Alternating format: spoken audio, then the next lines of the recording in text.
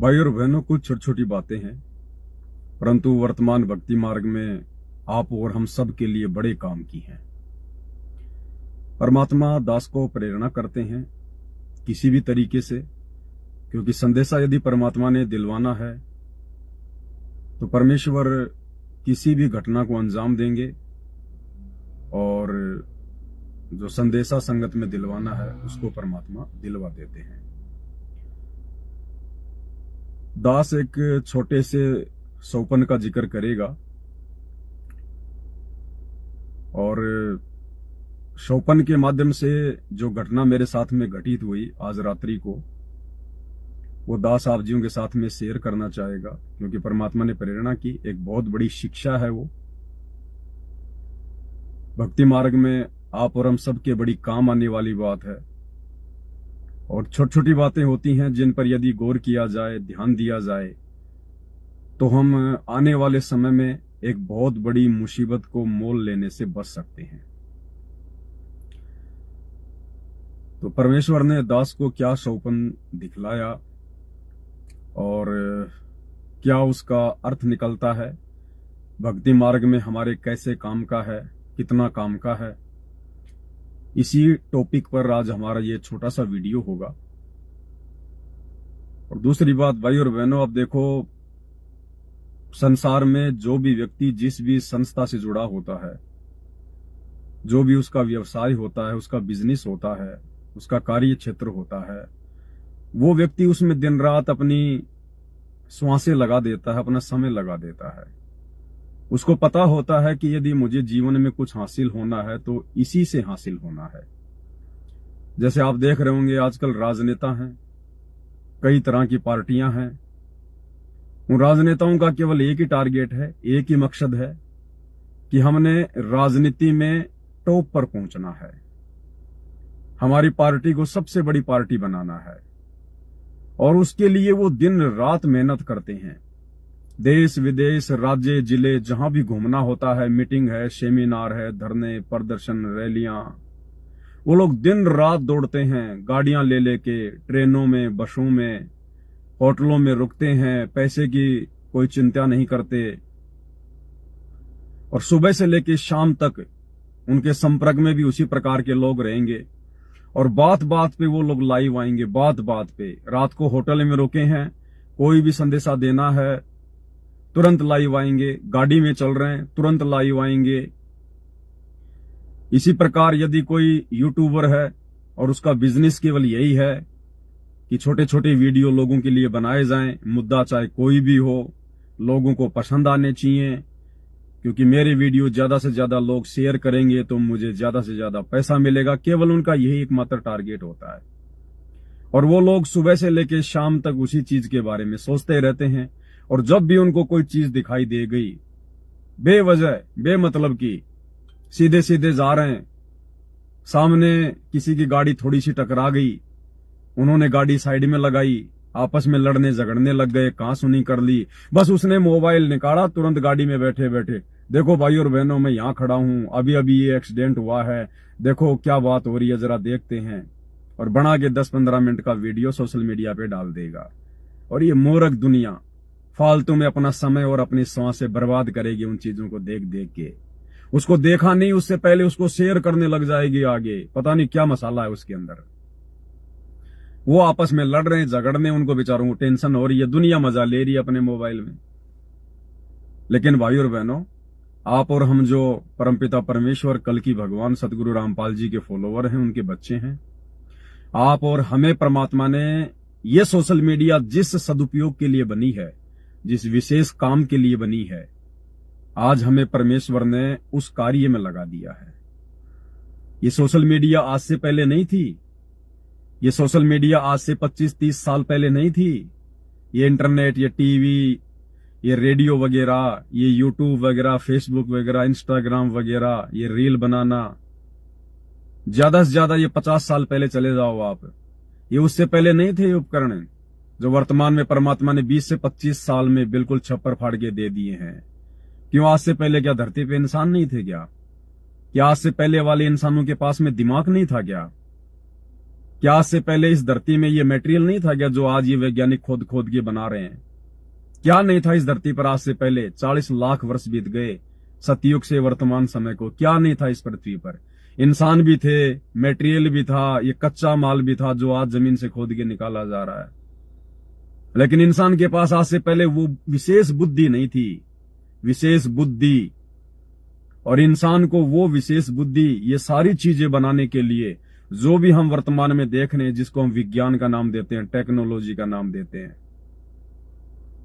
ये विशेष बुद्धि आज परमेश्वर ने दी, कबीर भगवान सतगुरु रामपाल जी ने दी आज इंसान को। तब इंसान ये चीजें बना पाया है। क्यों? किस लिए?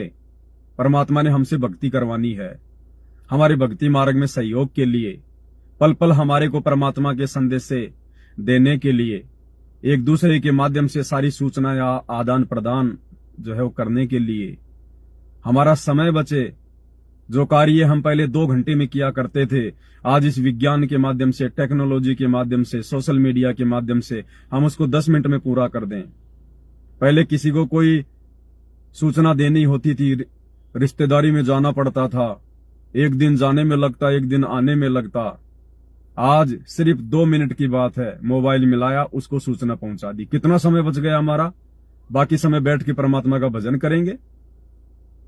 तो ये सोशल मीडिया, ये विज्ञान, ये टेक्नोलॉजी जो भी आप देख रहे हैं, इंसान तो केवल अपनी गलतफहमी के कारण कि फलाने वैज्ञानिक ने मोबाइल का आविष्कार कर दिया, फलाने ने इंटरनेट का आविष्कार कर दिया, फलाने ने इंटरनेट बना दिया। नहीं भाई और बहनों, ये वर्तमान के वैज्ञानिक श्री राम और श्री कृष्ण से ज्यादा बुद्धिमान नहीं थे, लेकिन वो श्री राम और श्री कृष्ण भी ये चीजें नहीं बना पाए जो चीजें आज वर्तमान में भगवान ने बनवाई, दिमाग देके परमात्मा ने बनवाई है।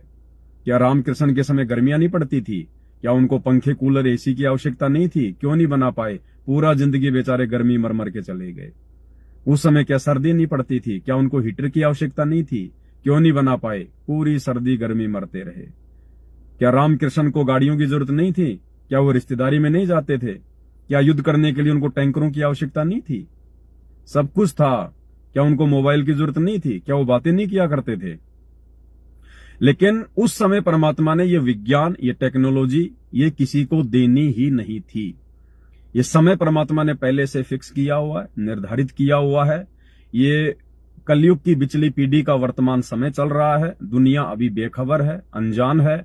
दुनिया को ये सब बातें उस समय पता चलेंगी जब दुनिया अपनी आत्मा के पिता, परमपिता परमात्मा सतगुरु रामपाल जी भगवान की शरण में आएंगी, उनके सत्संग सुनना शुरू करेंगे।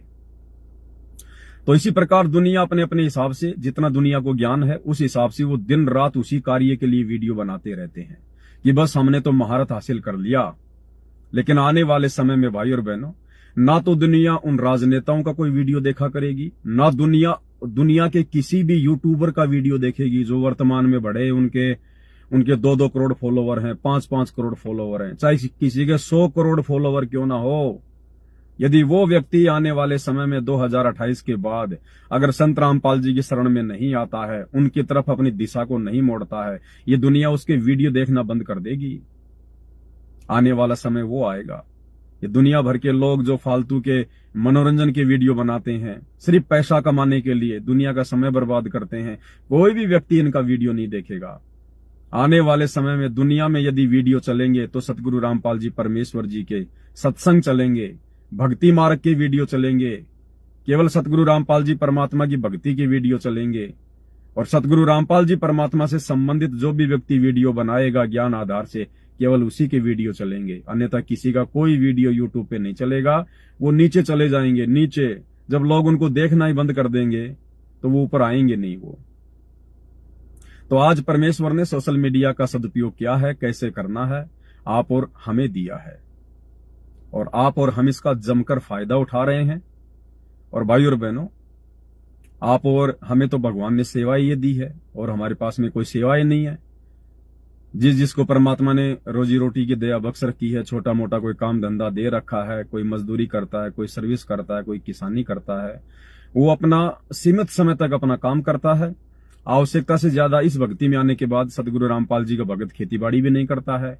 भले उसके पास में 100 बीघा जमीन है और पहले उसके बाप दादा 100 बीघा जमीन में अनाज बीज दिया करते थे, लेकिन अब उन पूर्वजों का पोता या उनका पड़पोता जो वर्तमान में सतगुरु रामपाल जी का भगत बन चुका है, या वो परिवार जिनके पूर्वजों के पास में सैकड़ों बीघा जमीन थी, आज भी है, लेकिन आज वो सतगुरु रामपाल जी की शरण में आ गए। आज वो सैकड़ों बीघा जमीन में अनाज नहीं बीजते हैं। आज उनको आवश्यकता कितनी है? अगर 5 बीघा जमीन में बीज बीजने से अगर उनके साल भर का रसोई का खर्चा चल रहा है, इससे ज्यादा वो बीज नहीं बीजते हैं। वो लोगों को बटाई में दे देते हैं कि भैया तुम भी खाओ, थोड़ा बहुत बचे तो हम भी दे देना, कोई दिक्कत नहीं, आप अपने बच्चों का पेट भरो। और यदि गुरु की शरण में आने के बाद भी अगर 100 बीघा में, 50 बीघा में, 40 बीघा में अगर वो अनाज कर रहा है, तो फिर वो गधा है, गधा, वो बैल है। उसकी वो गंदी आदत छूट नहीं रही अभी। वो दिन रात मेहनत करने की, गोबर के भूंड की तरह उसकी आदत अभी छूट नहीं रही। तो वो भगत होकर भी अभी वो बैल है, बैल, गधा है अभी वो। उसकी दिन रात कमाने की वो जो गंदी आदत है वो जा नहीं रही। उसे अभी अपनी समासों का, अपने समय का अंदाजा नहीं है, कीमत नहीं है उसको। इसी प्रकार जो भगत भाई बहन पहले दिन रात मजदूरी करते थे, या कोई जो है कोई प्राइवेट नौकरी थी, उसमें ओवर टाइम किया करते थे दिन रात कि ज्यादा से ज्यादा पैसा कमाएंगे, नींद भी पूरी नहीं ले पाते थे। आज उन भाई बहनों को पता चल गया है कि असली धन क्या है, असली नौकरी क्या है। इसलिए वो केवल अपनी नौकरी ही करते हैं, ओवर टाइम नहीं करते बिल्कुल भी। ठीक है, कभी कभार कंपनी को अगर आवश्यकता उसकी पड़ जाती है तो वो ओवर टाइम भी देगा, लेकिन वो धन कमाने के लिए ओवर टाइम नहीं करेगा रोजाना कि मुझे मिल जाए, मुझे मिल जाए। रोजाना 4 घंटे ओवर टाइम, 3 घंटे ओवर टाइम। अब ज्यादा से ज्यादा टाइम वो परमात्मा की भक्ति को देगा। उसको पता चल गया कि ये जो ओवर टाइम है ना, ये ओवर ही रहेगा, तेरे किसी काम नहीं आएगा ये। और जितना तुझे आवश्यकता है अगर भक्ति करेगा तो परमात्मा 2 घंटे की नौकरी में दे देगा, 2 घंटे की नौकरी में। अब गधे कितना परमात्मा की भगत को कमाने की आवश्यकता नहीं है, क्योंकि भगत की भक्ति समझ में आने के बाद, नाम लेने के बाद नहीं, नाम लेकर जिसको ज्ञान समझ में आ जाएगा वो भगत बनता है। सतगुरु का शिष्य वो कहलाता है जो सतगुरु की शिक्षाओं पे चलता है। सतगुरु से नाम उपदेश लेते ही कोई उनका भगत या शिष्य नहीं बन जाता है। ये तो केवल एक छाप लग जाती है कि ये भगत जी है, लेकिन उसके अंदर भक्ति वाले गुण लक्षण प्रकट हुए या नहीं हुए हैं, उसके बाद वो भगत माना जाएगा। और जो परमेश्वर पर आश्रित हो जाएगा, गुरु पर विश्वास कर लेगा, ज्ञान को आधार बनाएगा और अपना टारगेट, अपना मोक्ष बना लेगा, उसके बाद परमात्मा उसको, जहां वो 8 घंटे नौकरी करके भी ढंग से परिवार का पेट नहीं पाला करता था, परिवार की आवश्यकताएं पूरी नहीं कर पाता था, आज वही भगत 5 या 6 घंटे काम करके और पहले से कहीं ज्यादा संतुष्टि प्राप्त करेगा। अगर उस पर गुरु की मेहर है तो, गुरु का आशीर्वाद है तो, और गुरु का आशीर्वाद रहेगा भक्ति करने से, मर्यादा में रहने से। तो आने वाले समय में ये जितनी भी भागादौड़ मच रही है ना दुनिया में, विज्ञान के कारण, 2 टाइम की रोजी रोटी के कारण, फालतू की सुख सुविधाओं को संचित करने के लिए देखा देखी, वो गाड़ी ले आया मैं भी लाऊं, उसने मकान बना लिया हम भी बनाएंगे, वहां एक सस्ता प्लाट मिल रहा है, ये है मैं मेरे बेटे की शादी ऐसे करूंगा, वैसे करूंगा, इतने पैसे लगाऊंगा। ये जो देखा देखी चल रही है, जो कंपटीशन हो रहा है, ये आने वाले समय में कुछ तो प्राकृतिक आपदाओं के कारण इंसान की जेब वैसे ढीली हो जाएगी, इंसान का खून वैसे निकल जाएगा, उनको अपनी औकात याद आ जाएगी। जो आज बड़ी बड़ी फॉर्च्यूनर में चलते हैं वो साइकिलों पे आ जाएंगे, घुटनों पे आ जाएंगे वो आने वाले समय में, क्योंकि उनके पास भक्ति नहीं है, केवल उनके पास में धन है, भक्ति धन नहीं है। और ये जो संसार है, ये जो मनुष्य जीवन है, ये केवल भक्ति धन से चलता है, पाप और पुण्य से चलता है। ये इंसान को लगता है केवल पैसे से सब कुछ चलता है, नहीं। वो पैसा भी जो तेरे पास में है वो तेरे पिछले संस्कार से है, तेरे किसी जन्म की भक्ति से है। पाप और पुण्य से ये 21 ब्रह्मांड चल रहा है, पैसों से नहीं चलता ये। पैसा तो पाप और पुण्य के हिसाब से इंसान के पास रहता और जाता है। तो कुछ तो वैसे प्राकृतिक आपदाओं की मार अभी आने वाली है, समय ज्यादा नहीं है, शुरुआत वैसे हो चुकी है। देखो कैसे बड़े बड़े भूकंप भी आने शुरू हो गए, क्योंकि 2028 युग परिवर्तन का समय है। और अब ज्यों ज्यों हम आगे बढ़ेंगे, हम लोग परेशानियों को ही सहन करते जाएंगे, हमारा सामना परेशानियों से होता चला जाएगा ज्यादा ज्यादा। जैसे कहीं पर कोई बहुत तेज कोई आग जल रही हो और हम आग से दूर खड़े हैं जहां पर हमारी कोई विशेष दिक्कत नहीं है, अब यदि हम उस आग की तरफ बढ़ना शुरू करेंगे तो हमारे शरीर का तापमान बढ़ता चला जाएगा, बढ़ता चला जाएगा। एक एक कदम हमारे को वो जो है तपन देगा, तपन। तो इसी प्रकार 2028 युग परिवर्तन का समय परमेश्वर के द्वारा निर्धारित किया हुआ है, और ज्यों ज्यों हम उस समय की तरफ आगे बढ़ेंगे, केवल परेशानियों के अलावा अब दुनिया को कुछ नहीं मिलेगा। थोड़ी बहुत राहत यदि कोई प्राप्त करेंगे उस समय में, केवल वही करेंगे जो वर्तमान में परमेश्वर की शरण में है। कौन परमेश्वर? ये राम कृष्ण, 33 करोड़ देवी देवता, ब्रह्मा विष्णु महेश, मुसलमानों का नकली अल्लाह, उनके पीर पैगंबर, 24 अवतार। ये परमेश्वर नहीं है, ये भगवान नहीं है, परमात्मा नहीं है।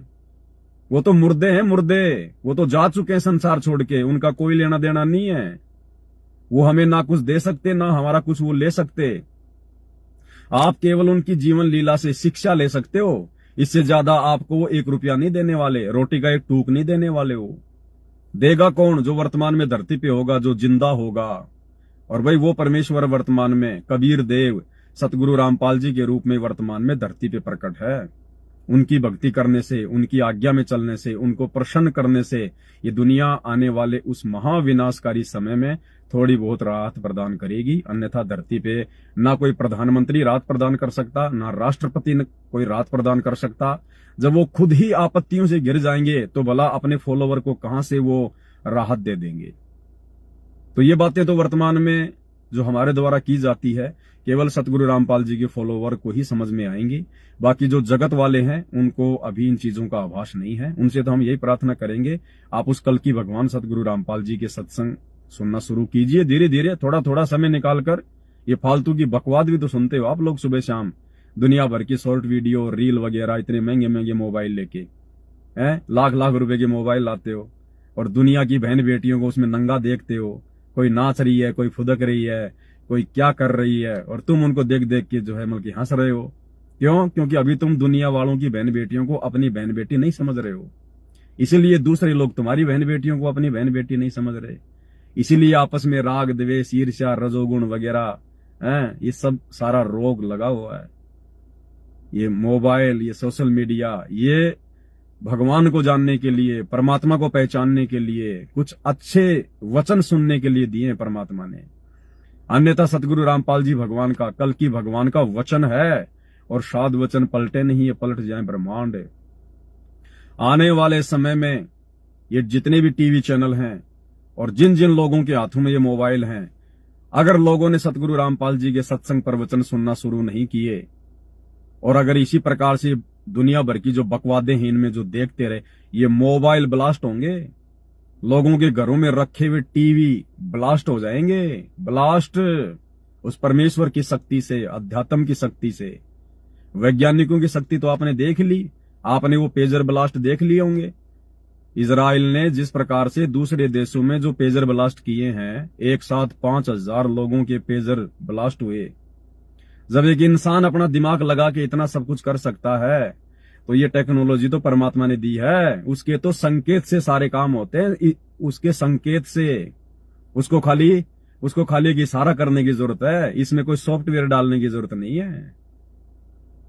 तो आने वाले समय में लोगों के मोबाइलों में, टीवी में आग लग जाए करेगी।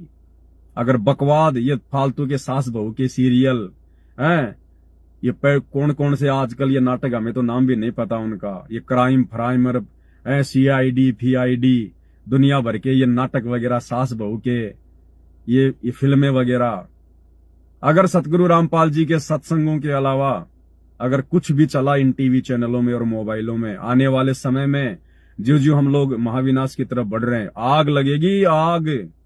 किसी भी कारण से तुम्हारे मोबाइल खराब हो जाया करेंगे, फूट जाएंगे ये। फिर तुम कहोगे बैटरी खराब हो गई थी, बैटरी ज्यादा चार्ज हो गई थी, हीट ज्यादा हो गई थी। तुम अपना दिमाग लगाते रहना, करना था परमात्मा ने, कर दिया, चलने नहीं देगा, नुकसान ही होगा। तो इसी प्रकार भाई और बहनों, ये दुनिया तो उल्टे रंग में रंगी हुई है, क्योंकि दुनिया को अभी ज्ञान नहीं है। दुनिया उस समय समझेगी जब दुनिया को ठोकर लगेगी, दुनिया को चोट लगेगी, क्योंकि दुनिया अभी समझदार नहीं है।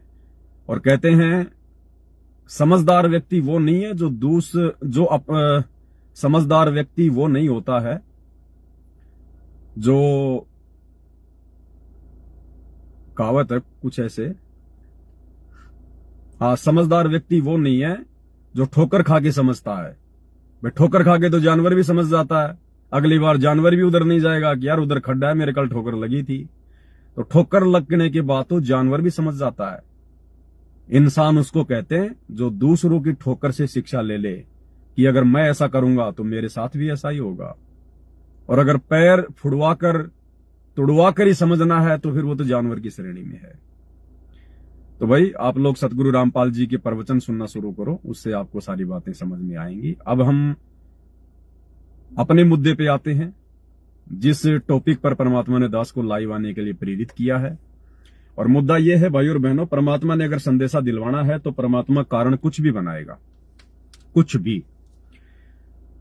तो सिंपली दास रात को सो गया, सोते सोते परमात्मा को स्मरण तो अपन करते ही हैं, कब नींद आ जाती है उसका पता नहीं चलता। चिंतन भी करते हैं तो चिंतन भी भक्तों का तो अपने भगवान का होगा, अपने गुरुदेव का होगा, अपनी धार्मिक जो क्रियाएं हम करते हैं अपने दिन में सारा दिन, उन्हीं चीजों का जो है हम चिंतन करते करते सो जाते हैं।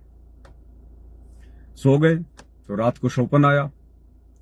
सौपन आया तो सुबह फिर जब दास की आंखें खुली, सौपन टूटा तो एकदम से बड़ा झटका सा लगा, बड़ी हैरानी हुई, बड़ी टेंशन हुई, चिंता हुई कि ये भगवान ये क्या हुआ। लेकिन फिर 2 मिनट के बाद में शांति भी हुई कि परमात्मा ये तो सौपन था, हकीकत नहीं थी, सौपन था। मालिक का धन्यवाद किया। चिंता बनी बहुत ज्यादा। और फिर परमात्मा ने प्रेरणा की कि बेटा ये बाकी लोगों को भी समझा, बाकी तेरे भाई बहनों को भी बता कि वो भी निकट भविष्य में अगर भक्ति पे लगे हैं तो छोटी छोटी बातों के ऊपर गौर करें और सावधानियां बरतें, नहीं तो छोटी सी बात बहुत बड़ी हो जाएगी, भक्ति मार्ग में बहुत बड़ी बाधक सिद्ध हो जाएगी। तो क्या था कि रात को सौपन आया, जैसे दास कहीं जा रहा है, यात्रा कर रहा था, बस में बैठा हुआ था दास, तो दास के पास में आके एक युवा लड़की बैठ गई। युवा लड़की सुंदर थी, बैठ गई। अब मुझे सौपन में यह आभास नहीं हो रहा था कि मैं भगत हूं और मैंने नाम ले रखा है, यह मुझे पूरी तरह से आभास नहीं था। वो बैठ गई मेरे पास में। अब बैठते मुझे ऐसा लगा कि जैसे मैंने इस लड़की को कभी देखा है और मैंने इस लड़की से बात करनी चाहिए। तो मेरे अंदर वैसे तो कोई कुविचार नहीं थे, लेकिन मैंने जैसे वो लड़की मेरे पास में बैठी तो मैंने कहा कि मैंने आपको कहीं न कहीं देखा है। मैंने कहा कि मुझे याद आ रहा है, मैंने आपको कहीं न कहीं देखा है। कहां देखा है मुझे पूरी तरह याद नहीं आ रहा। अब उस लड़की ने तुरंत मेरे से बातचीत करना शुरू कर दिया। अरे सर, मैं ऐसे ऐसे, मेरा यूट्यूब चैनल है और मैं वीडियो बनाती हूं, शायद आपने मुझे वहां देखा होगा। सर आपको मेरे वीडियो कैसे लगते हैं? मैंने कहा नहीं, वीडियो में नहीं देखा, मैंने आपको कहीं और देखा है, मुझे याद नहीं आ रहा। सर आप कहाँ के रहने वाले हैं? मैंने कहा मैं वहां का। अरे सर वहां तो मेरे ननिहाल है, मैं अक्सर वहां पे जाती रहती हूँ, हो सकता आपने मुझे देख लिया होगा, मैं घूमती रहती हूँ। कहने का मतलब है भाई और बहनों, सबसे पहली शिक्षा जो सुबह फिर दास को परमात्मा ने प्रेरणा की हम भगत भाई बहनों के लिए,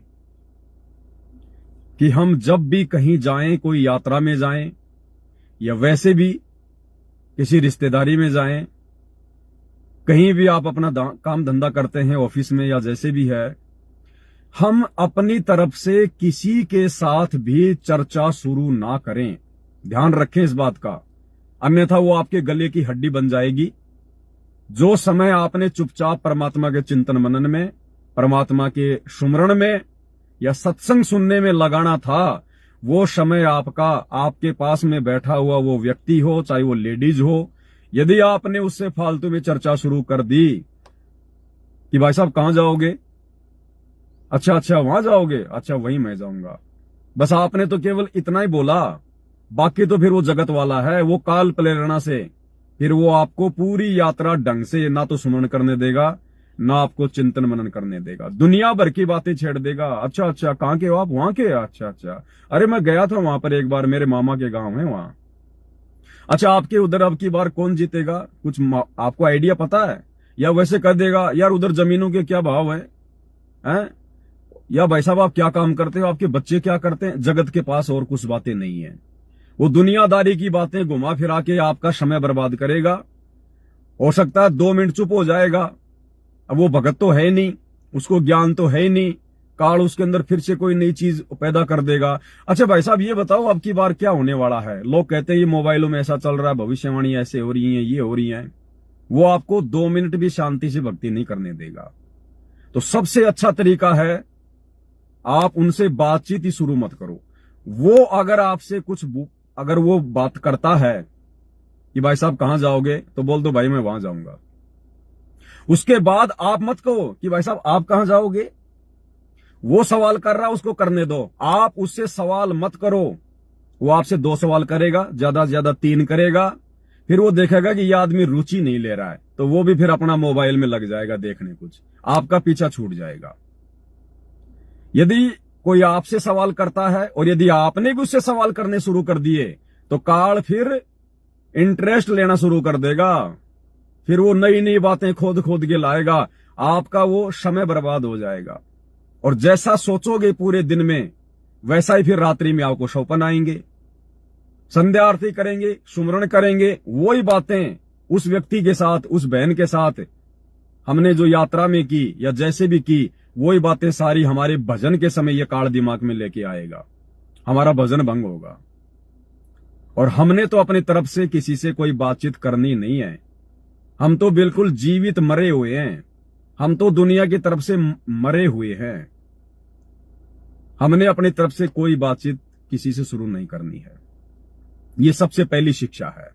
अगर शांति चाहते हो तो, अगर अपने मन को मैला होने से या अपने मन को डिस्टर्ब होने से बचाना चाहते हो, तो इतना भी ध्यान रखना है, अगर आपको लगता है कि उस बस में 3 नंबर की सीट पे आपके गांव का या आपका कोई रिश्तेदार आसपास का, जिससे आपके कोई ज्यादा कोई संबंध नहीं है, वैसे ही भाईचारा है आपका, हल्का फुल्का आपका नाव गांव पता है, अगर आपने देख लिया कि आगे 3 नंबर सीट पे वो व्यक्ति बैठा हुआ है, अरे वो यार स्कूल के समय में वो मेरा जो है वो क्लास फेलो था, मेरा सहपाठी था, हम दोनों साथ साथ जो है 12वीं क्लास में पढ़ा करते थे, अरे यार 10 साल हो गई, मैं तो शहर चला गया, ये पता नहीं आजकल क्या कर रहा होगा। अरे वीरेंद्र, अरे भाई कौन, अरे नहीं पहचाना, अरे पवन, अरे हाँ, अरे गई फिर सारी भैंस पानी में। फिर वो या तो आपको अपने पास बुला लेगा कि आजा आजा मेरे पास सीट खाली आजा, या फिर वो खाली सीट देख के आपके पास आ जाएगा। या काल प्रेरणा से, वैसे भी काल सीट नहीं है तो भी वो आपको डिस्टर्ब करने के लिए कि ये व्यक्ति कहीं ढंग से ये भजन ना कर ले, उसको काल प्रेरणा करेगा। आपकी सीट के पास में आके बस के ऊपर का डंडा पकड़ के खड़ा रहेगा। उसको अपने दुख की तकलीफ की कोई चिंता नहीं है, आपका समय बर्बाद करेगा। अरे यार पवन इतने दिनों बाद मिला, कहाँ रहता है यार, तू बहुत ज्यादा बदल गया, चेंज हो गया। अरे यार तेरा कोई अता पता ठिकाना ही नहीं है, कहाँ रहता है आजकल, क्या करता है यार, 10 साल हो गए हमारे को स्कूल छोड़े हुए। फिर क्या करोगे? वो राम कहानी चाहे तुम 20 घंटे कर लो, उसका कोई अंत नहीं है। तो अगर हम ऐसा कोई व्यक्ति देख भी लें जिससे हमारा विशेष कोई काम नहीं है, विशेष कोई मतलब नहीं है, जब तुम 10 साल से उससे नहीं मिले और बिना मिले जब भाई उसका भी काम चल रहा है और तुम्हारा भी अच्छा काम चल रहा है, तो क्यों जबरदस्ती का रिश्ता बांध रहे हो? हाँ, जगत वाले व्यक्ति तो इन चीजों में इंटरेस्ट लेंगे क्योंकि उनके पास में भक्ति नहीं है, उनके पास वो ज्ञान नहीं है। लेकिन हम भगत जानबूझ के आफत मोल ना ले। वो बैठा तो बैठा रहने दे और भगवान से अरदास कर कि परमात्मा ये पीछे मुड़ के ना देख ले। अगर वो पीछे भी देखे कभी कभार तो अपनी गर्दन को यूं कर लो। कहने का मतलब है बचने का प्रयास करो जितना हो सके उतना। ये समय ऐसा विनाशक और भयानक समय है, और वैसे भी हम भक्तों की परीक्षा का समय है। हमने अपना समय और श्वास दोनों को बचाना है, दोनों को। जितना हो सके उतना भक्ति में, परमात्मा के सत्संग में, सुमरण में, या अपने भगत भाई बहनों से ज्ञान आधार से कोई बातचीत करने में व्यतीत करो। फालतू में ये समय व्यतीत ना करो। और फिर देखना हमारा गुरु कितना प्रसन्न होगा। सबसे बड़ी बात, अध्यात्म का मूल, रीढ़ की हड्डी हमारा गुरु। फिर हमारा गुरु हमसे कितना प्रसन्न होगा, क्योंकि हमारे गुरु की नजर पल पल हमारे ऊपर है। अंतर्यामी एक तुम, आत्म के आधार, जो तुम छोड़ो हाथों में कौन उतारे पार। उसका सीसीटीवी कैमरा तो अंधेरे में भी बंद नहीं होता, वो तो भंवर गुफा में भी देखता है। फिर वो हमसे प्रसन्न होगा, फिर वो हमारे ऊपर एक विशेष मेहर बख्शेगा। क्या बख्शेगा? एक विशेष मेहर बख्शेगा हमारा गुरु हमारे ऊपर कि इसकी भक्ति बहुत अच्छी चल रही है, इसके आचार विचार सत्संग सुन सुन के भक्ति करके बहुत अच्छे हो चुके हैं। एक विशेष मेहर, फिर गुरु, एक विशेष आशीर्वाद जिसकी हम भक्तों को विशेष आवश्यकता है, उसके बिना हमारी भक्ति सफल नहीं हो सकती। चाहे हम लाख जन्म भक्ति कर लें, कितने ही सुमरण कर लें, जब तक गुरु अपनी विशेष मेहर अपने शिष्य पे नहीं बख्शेगा तब तक हमारी बात नहीं बनेगी। और दास ने आपको कल भी एक वीडियो सुनाया था गुरुदेव भगवान का उसी विशेष मेहर को लेकर कि जब तक गुरु अपने भगत के ऊपर वो विशेष मेहर नहीं बख्शेगा तब तक शिष्य की बात जो है बनेगी नहीं। आज आपको फिर से मैं सुना देता हूं, अगर मिल जाएगा तो मेरे पास में। ये रहा विशेष मेहर गुरु की, वो इस प्रकार से मिलेगी जब हम खुद गुरु के ज्ञान को आधार बनाकर दुनिया वालों से अपनी समासें और समय को जो है वो बचाएंगे, तब गुरु वो विशेष मेहर हमारे ऊपर बख्शेगा जिससे हमारी बात बनेगी। तुम्हारा जो कल्याण कैसे होगा, ये सतगुरु जो तत्वदर्शी संत है उसको नजर निहाल कर कि इतना उनके अनुसार उनके मर्यादा में चल के वो तेरे ऊपर गदगद हो जाए वो संत के मेरी प्यारी आत्मा परमात्मा को पाने के रास्ते पर बिल्कुल सही चल रही है। तो अंदर से जो एक हिलोर आती है संत के अंदर से, जिस भक्त की, जिस बहन भाई की क्रियाओं से जो प्रसन्न हो जाता है कि सही मर्यादा में चला, तो वो जो एक रजा आती है उसके बाद फिर एक उसकी प्रति कसक जाती है कि बहुत अच्छी, और परमात्मा अपने बच्चे पर मेहर रखना, ऐसे ही चले। तो वो एक आशीर्वाद आपको एक्स्ट्रा मिलता है जिसको गृह स्मारक कहते हैं। तो यहाँ कहते हैं इन बातों के पाइए कर सतगुरु नजर निहाल है। मान लेते नहीं, वो ज्ञान भी हो गया कैसे ऐसे होता है, तो और सतगुरु नजर निहाल हुआ नहीं, तुझे सार नाम फिर सार शब्द मिला नहीं तो भी बात बिगड़ेगी। इसलिए ये कल्याण कहती है बातें कहने सुनती ना है, कर पाड़ने की है। तो भाई और बहनों, अब वो समय आ गया है परमात्मा के वचनों को कर पाड़ने का। अब वो समय आ गया है कि जो जो वचन हमारे गुरुदेव ने हमें दिए हैं, हमें कहे हैं, अपने जीवन में लागू करने के लिए, अमल करने के लिए, जो वाणियां हम नित्य नियम में रोज हम पढ़ते हैं, जो सत्संग हम सुनते हैं, अब उन गुरु वचनों को हम भक्तों ने अपने जीवन में अमल करने का वो समय आ चुका है।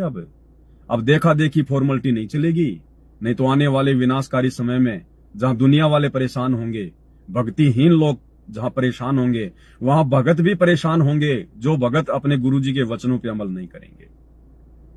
तो सबसे पहली शिक्षा हमने बिल्कुल भी अपनी तरफ से, चाहे कोई परिचित हो, चाहे कोई अपरिचित हो, चाहे हम यात्रा में हो, चाहे कहीं भी हो, हमने अपनी तरफ से किसी से कोई विशेष बातचीत शुरू नहीं करनी है। हमने उन लोगों के संपर्क में आने से बचना है। अरे जब हम लोगों ने फालतू में रिश्तेदारियों में आना जाना छोड़ दिया, ब्याह शादियों में, बात में, छूचक में, जन्मदिन पे, धार्मिक जो है जागरण वगैरह में जो अनुपासना के अंतर्गत आते हैं, जब हम सत्सेवक भाई बहनों ने इन सभी बकवादों में, आडंबरों में, पाखंडों में, व्यर्थ की रीति रिवाजों में आना जाना छोड़ दिया, तो भला फिर हम नए तरीके से आपत्ति मोल क्यों लें? हम बिल्कुल मरे हुए प्राणी की तरह कि हमारा संसार में कोई नहीं हमारे गुरु जी के अलावा। और हकीकत भी है, गुरु के अलावा भगत का संसार में कोई वारिस है भी नहीं। तो ये हमने विशेष सावधानी रखनी है। लेकिन मैंने सौपन में इस बात पे विशेष ध्यान नहीं दिया, मैंने सावधानी नहीं रखी, तो फिर आगे चल के सौपन में मुझे कितना बड़ा उसका परिणाम भुगतना पड़ा। अब उस लड़की से मैंने बातचीत करना शुरू कर दिया, क्योंकि मैंने जरा सी बात छेड़ी, मैंने ये गलती कर दी उसको बोल के कि मैंने आपको कहीं न कहीं देखा है, बस इतना सा कहना था। फिर वो खुद ही शुरू हो गई।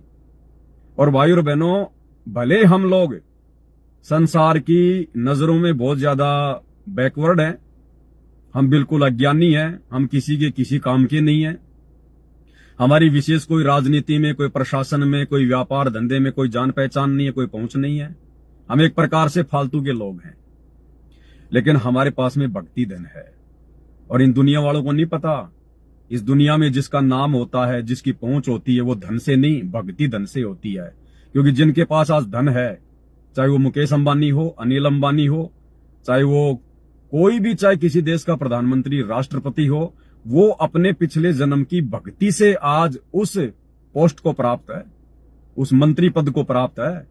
पाप और पुण्य से ये दुनिया चलती है, धन से दुनिया नहीं चलती, भक्ति धन से चलती है। गुरुदेव भगवान कहते हैं, कबीरा सब जग निर्धना, धनवंता ना कोई, धनवंता सो जानिए, जिसके पास राम नाम धन होए। तो वो असली राम नाम धन, वो परमात्मा की भक्ति का धन आज केवल गुरुदेव भगवान ने आप और हमें दिया है।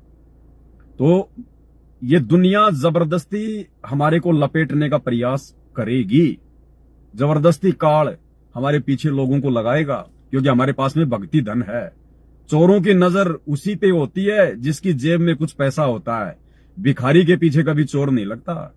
तो आप और हम भक्ति के धनी हैं, और ये दुनिया आने वाले समय में ये धन की भी जो है वो भिखारी हो जाएगी, और भक्ति से तो भिखारी है ही, तो इनकी तो होगी दुर्गति। ये तो अब नीचे को गिरेंगे ये दुनिया वाले, और जो परमात्मा के भगत हैं वो अब धीरे धीरे भक्ति धन के सारे हैं, क्योंकि उनका बाप जगत सेठ है, सावड़सा सेठ है सदगुरु रामपाल जी भगवान। भक्ति धन तो ठोक के दे दिया, और जब भगत को ज्ञान हो जाता है तो ज्ञान होने के बाद उसको माया यानी धन के गुण और अवगुण का भी उसको ज्ञान हो जाता है। फिर परमात्मा उस ऐसी आत्मा को फिर धन भी देगा। यहां पर जब भगत को धन के गुण और अवगुण का ज्ञान हो जाएगा, फिर परमात्मा उसको धन देगा। तो आने वाले समय में हम धन के भी धनी बनेंगे और भक्ति धन के भी धनी बनेंगे। और ये दुनिया वर्तमान में जो भक्ति धन से तो निर्धन है, और ये धन से बहुत बड़ी सेठ है, आने वाले समय में ये कंगाल होती हुई दुनिया को नजर आएगी, क्योंकि हमारे पास कुछ नहीं है। आने वाले समय में यदि भूकंप आएगा तो संपत्ति किसकी नष्ट होगी? उसकी होगी जिसके पास वर्तमान में संपत्ति है। तो भक्तों के पास तो संपत्ति है ही नहीं, उनके पास तो केवल भक्ति धन है। बाकी कोई अपने किराए में रह रहा है, कोई अपना छोटा मोटा कोई मकान, कोई झोपड़ा बना के रह रहा है। आने वाले समय में यदि फैक्ट्रियां किसी की जो है बर्बाद होंगी, आर्थिक मंदी के समय में अगर फैक्ट्रियां किसी की अगर बर्बाद होंगी, लॉकडाउन के समय में अगर काम धंधा अगर किसी का वो ठप होगा, फैक्ट्रियां अगर किसी की बंद होंगी, तो वो किसकी होंगी? जगत वालों की, जिनके पास में धन है। अब भक्तों के पास तो ना फैक्ट्रियां, चाहे लॉकडाउन लगो ना लगो, आर्थिक मंदी आओ चाहे ना हो, हमारा क्या बिगड़ेगा? हमारा कोई नुकसान नहीं है। तो आने वाले समय में यदि भयंकर नुकसान होगा तो दुनिया वालों का होगा, जिनके पास में संपत्ति या धन है। उनका नुकसान नहीं होगा जिनके पास भक्ति धन है। और जिनके पास भक्ति धन है, और भक्ति धन केवल सतगुरु रामपाल जी की भक्ति से हो सकता है, और दुनिया में कोई भक्ति नहीं है। तो जिनके पास भक्ति धन है और साथ में यदि संसार का भी धन है, तो भक्ति धन के कारण परमात्मा उनके सांसारिक धन की भी, जहां दुनिया वालों को नुकसान होगा उस भगत को नुकसान नहीं होगा। परमात्मा ऐसे भक्ति धन वाले भगत की शारीरिक संपत्ति का भी जो है वो बचाव करेगा। अब दास से क्या गलती हो गई? दास ने उससे सौपन में बातचीत शुरू कर दी, और भाई उससे मेरे अच्छे खासे संबंध से बन गए। एक प्रकार से शारीरिक संबंध नहीं, वैसे ही बातचीत के दौरान जैसे होता ना, एक जैसे मतलब कि फ्रेंड बन जाते हैं, दोस्त बन जाते हैं, तो ऐसे उससे मेरे संपर्क हो गए। अब संपर्क होंगे तो बार बार आप उनसे मिलोगे भी, आप उनके बारे में सोचोगे भी, आप उनसे से फोन पे बात भी करोगे। अब दूसरा क्या हुआ फिर भाई और बहनों, सौपन में फिर मैंने आगे देखा कि उस लड़की के संपर्क एक किसी फिल्म जो है वो अभिनेता सी हो गई।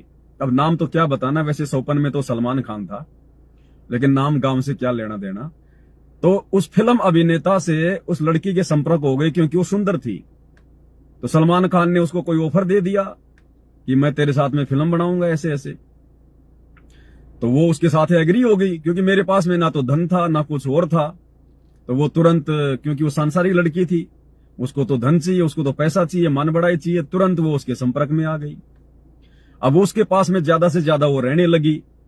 अब एक समय दास ने क्या देखा, जैसे मैं किसी बहुत बड़ी मकान की मैं छत पे बैठा हूं शोपन में, और वो लड़की और सलमान खान वो दोनों के दोनों जो है कुछ मतलब की गलत क्रिया कर रहे थे, और मुझे वो छत से स्पष्ट दिखाई जो है वो दे रहे थे, और मैं उनको एकटक उनको देख रहा था।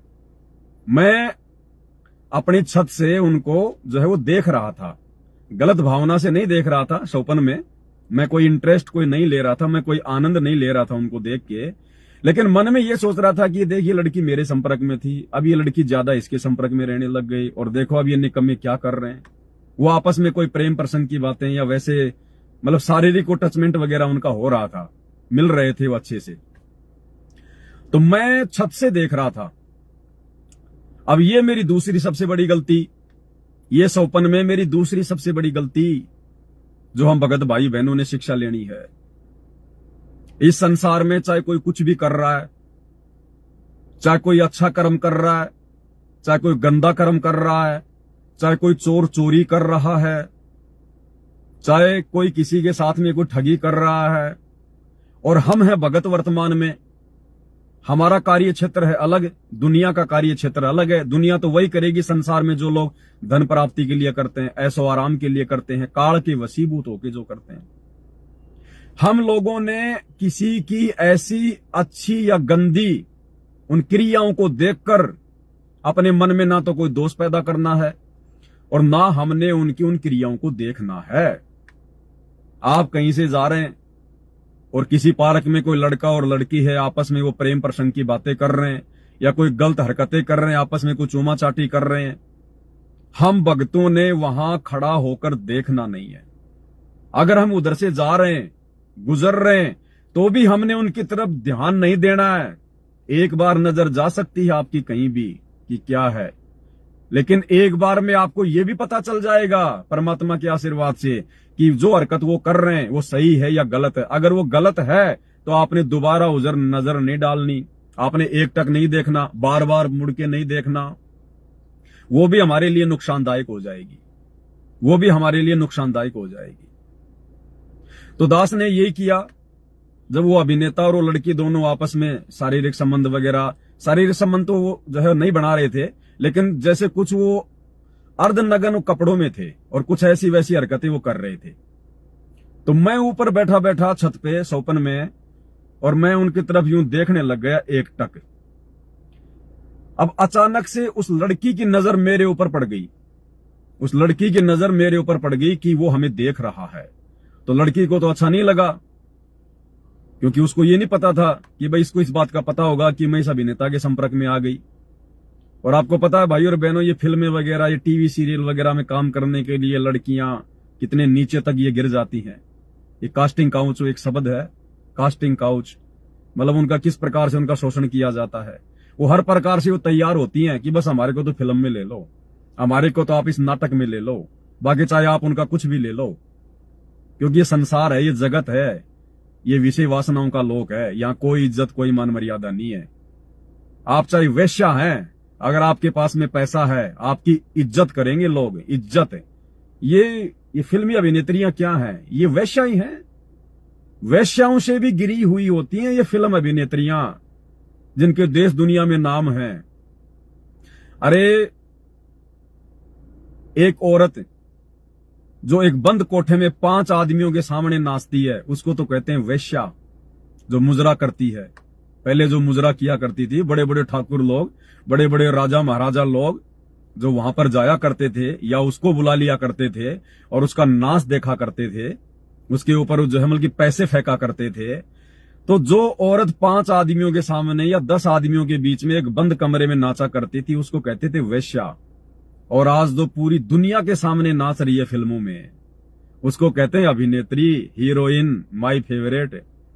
तो भाई और बहनों, ये जो अभिनेत्रियां है ना, ये तो वेश्याओं का दूसरा रूप है। केवल इनके पास में पैसा है, और जितना भी जो युवा हैं, लड़के और लड़कियां, इनको आध्यात्मिक ज्ञान नहीं है, जिस कारण से ना जाने वो उनको देवी देवताओं से भी कम नहीं समझते हैं। बाकी आप और हम भक्तों को सदगुरु रामपाल जी परमेश्वर जी के ज्ञान से पूरे संसार की औकात का, उनके जो है नकलीपन का सब कुछ मालूम हो चुका है। तो दूसरी गलती दास ने सोपन में यह की, मैं उस लड़की और उस अभिनेता की हरकतों को एक टक देखता रहा। उस लड़की ने मुझे देख लिया कि भाई इसने तो मुझे देखा है। देखने के बाद उसने उस अभिनेता को बता दिया कि देख उधर वो देख रहा है। उस अभिनेता ने मेरी तरफ कोई संकेत किया और सोपन में मुझे ऐसा लगा कि जैसे हम दोनों की आपस में काफी जानकारी है। तो उसने मुझे कुछ यूं किया, तो मैं समझ गया कि ये कह रहा है कि यार थोड़ा हमें ऐसा आराम करने दो, आप थोड़ा साइड में हो जाओ। तो मैंने कहा ठीक है मैं जा रहा हूं। इतना कह के मैं थोड़ा साइड में हो गया।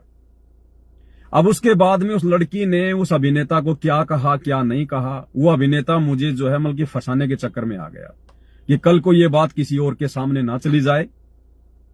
वो थे वो बेइज्जत, लेकिन बेइज्जतों को भी अपनी इज्जत की टेंशन हो जाती है। उनकी आपस में क्या बातचीत हुई, वो अभिनेता मुझे फंसाने के चक्कर में लग गया कि किसी भी तरह से मैं इसको फंसाऊं, मैं इसको जेल भिजवा दूं, ताकि हम दोनों की ये गुप्त बातें किसी और के सामने ना चली जाए, वरना ये जो है ये बता देगा किसी को। वो मेरी गलती थी जो मैं उनको एकटक देख रहा था। ये गलती भक्तों ने नहीं करनी है। चाहे कोई कुछ भी कर रहा है, चाहे कोई नंगा खड़ा है, कोई नंगे होके अपना जो है मतलब कि कुछ भी वो कर रहे हैं, कोई लड़ाई झगड़ा कर रहा है, बाढ़ में जाओ, मरने दो। हमने सूरवीर नहीं बनना फालतू में। भाई और बहनों, भगत सूरवीर होता है। लख भर सूरा जूझ ही लख भर सावंत दे, और लख भर यति जहान के तब सतगुरु शरणा ले। ये सूरवीर के जन्म हमने असंख्यों बार भोगे हैं, लेकिन वर्तमान में हमें भक्ति का सूरवीर बनना है। वो पहले वाले सूरवीर के जन्म जो हम भोग चुके हैं ना, अब हमने वो पहलवान नहीं बनना, हमने वो सूरवीरता नहीं दिखानी कि दो आदमी आपस में लड़ रहे हैं, एक जो है कमजोर को मार रहा है, तो हम भगत जो है कमजोर का लेके पक्ष और उसको ठोकने लग गए, उसको मारने लग गए। ये सूरवीरता हम पहले दिखा चुके हैं। वर्तमान में हमने उस प्रकार की सूरवीरता नहीं दिखानी है, बिल्कुल भी। हमने भक्ति में सूरवीरता दिखानी है। मर्यादाओं को लेकर संघर्ष करना है, प्रेम से, प्यार से, अज्ञान के साथ में ज्ञान आधार से हमने संघर्ष करना है। हमने ये सूरवीरता दिखानी है। अब वो सूरवीरता नहीं चलेगी। हमने वैसे जन्म प्राप्त किए सूरवीरों के जिसके प्रतिफल में आज हमें भक्ति मिल गई। बस उस सूरवीरता का केवल इतना ही काम था कि आज हमें सतगुरु ने शरण में ले लिया। आज यदि हम वैसी सूरवीरता दिखाने लग गए तो हमारी भक्ति बिगड़ जाएगी, तुरंत मर्यादा टूट जाएगी। दुनिया 2 मिनट में कान पकड़ के हमारे को नीचे, हमारा जमीन में नाक रगड़ देगी। हमसे बड़े बड़े सूरवीर ना जाने यहां पे कितने बैठे हैं। तो आज हमने भक्ति में सूरवीर बनना है, वो सूरवीरता नहीं दिखानी है हमने। तो उन दोनों की आपस में बातचीत हुई, उन दोनों ने मुझे फंसाने का प्लान बना लिया। और शोपन में तो आपको पता है सारी चीजें ऑटोमेटिक सेट हो जाती हैं। तुरंत फिर मैंने देखा कि जहां मैं खड़ा होकर देख रहा था, जैसे मैं नीचे आया उस बिल्डिंग से, तो वो अभिनेता आ गया और एक पुलिस की गाड़ी खड़ी हुई थी। उस पुलिस और वहां पर 4-5 जो है पुलिस वाले थे।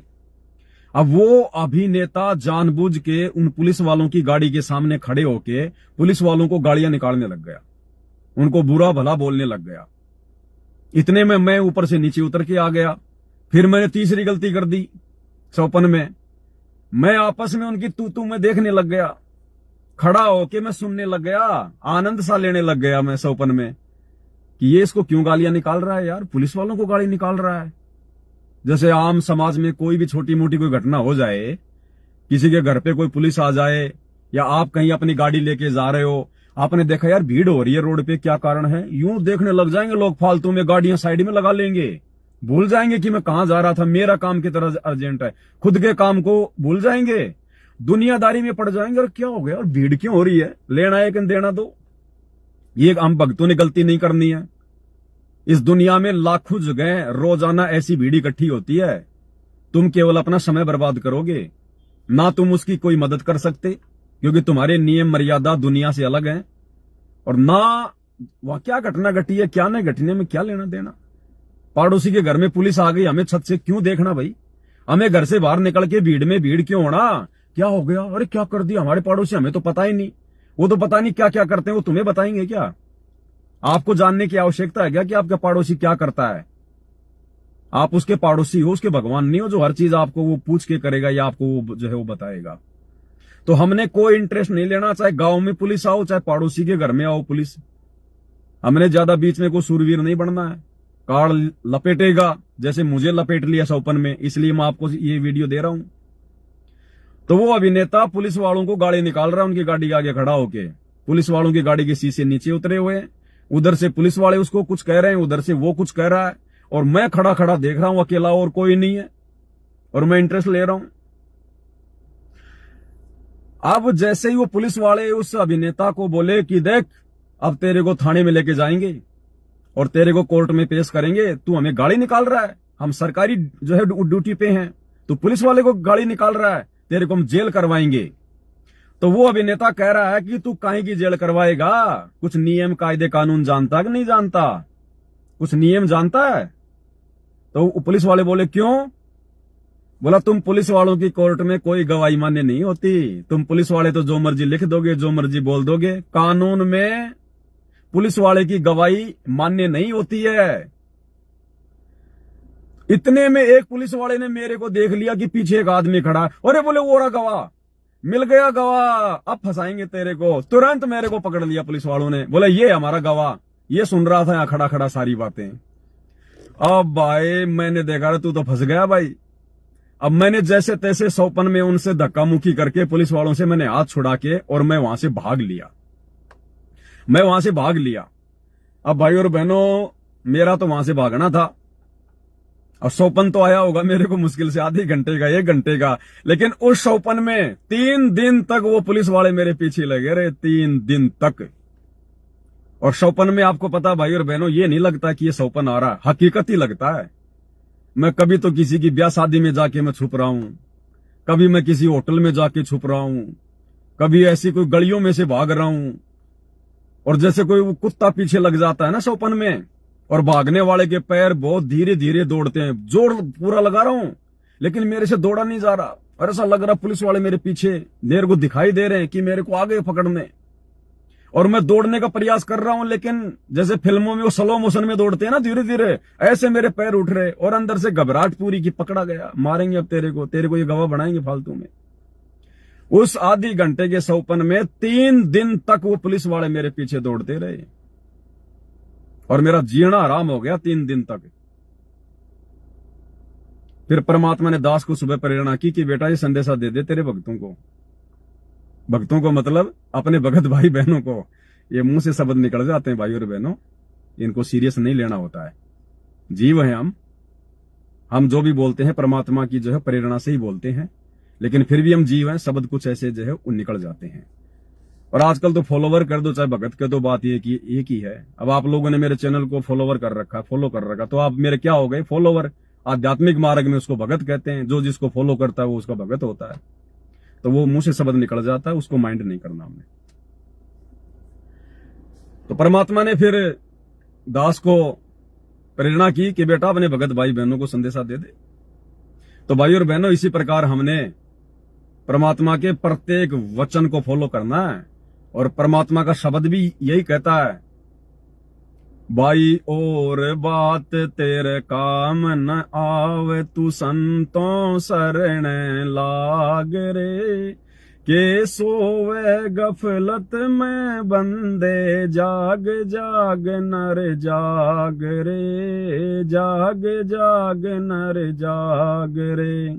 ये भाई ये और बातें, यानी भक्ति मार्ग में भक्ति के अलावा और अपनी रोजी रोटी के अलावा भगत के लिए बाकी और बातें फालतू की बातें हैं, ये हमारे किसी काम नहीं आएंगी। कोई मर रहा है, कोई जल रहा है, कोई कट रहा है, कोई लड़ाई झगड़ा कर रहा है, कुछ भी है वो कर रहे हैं, उनके अपने संस्कार हैं।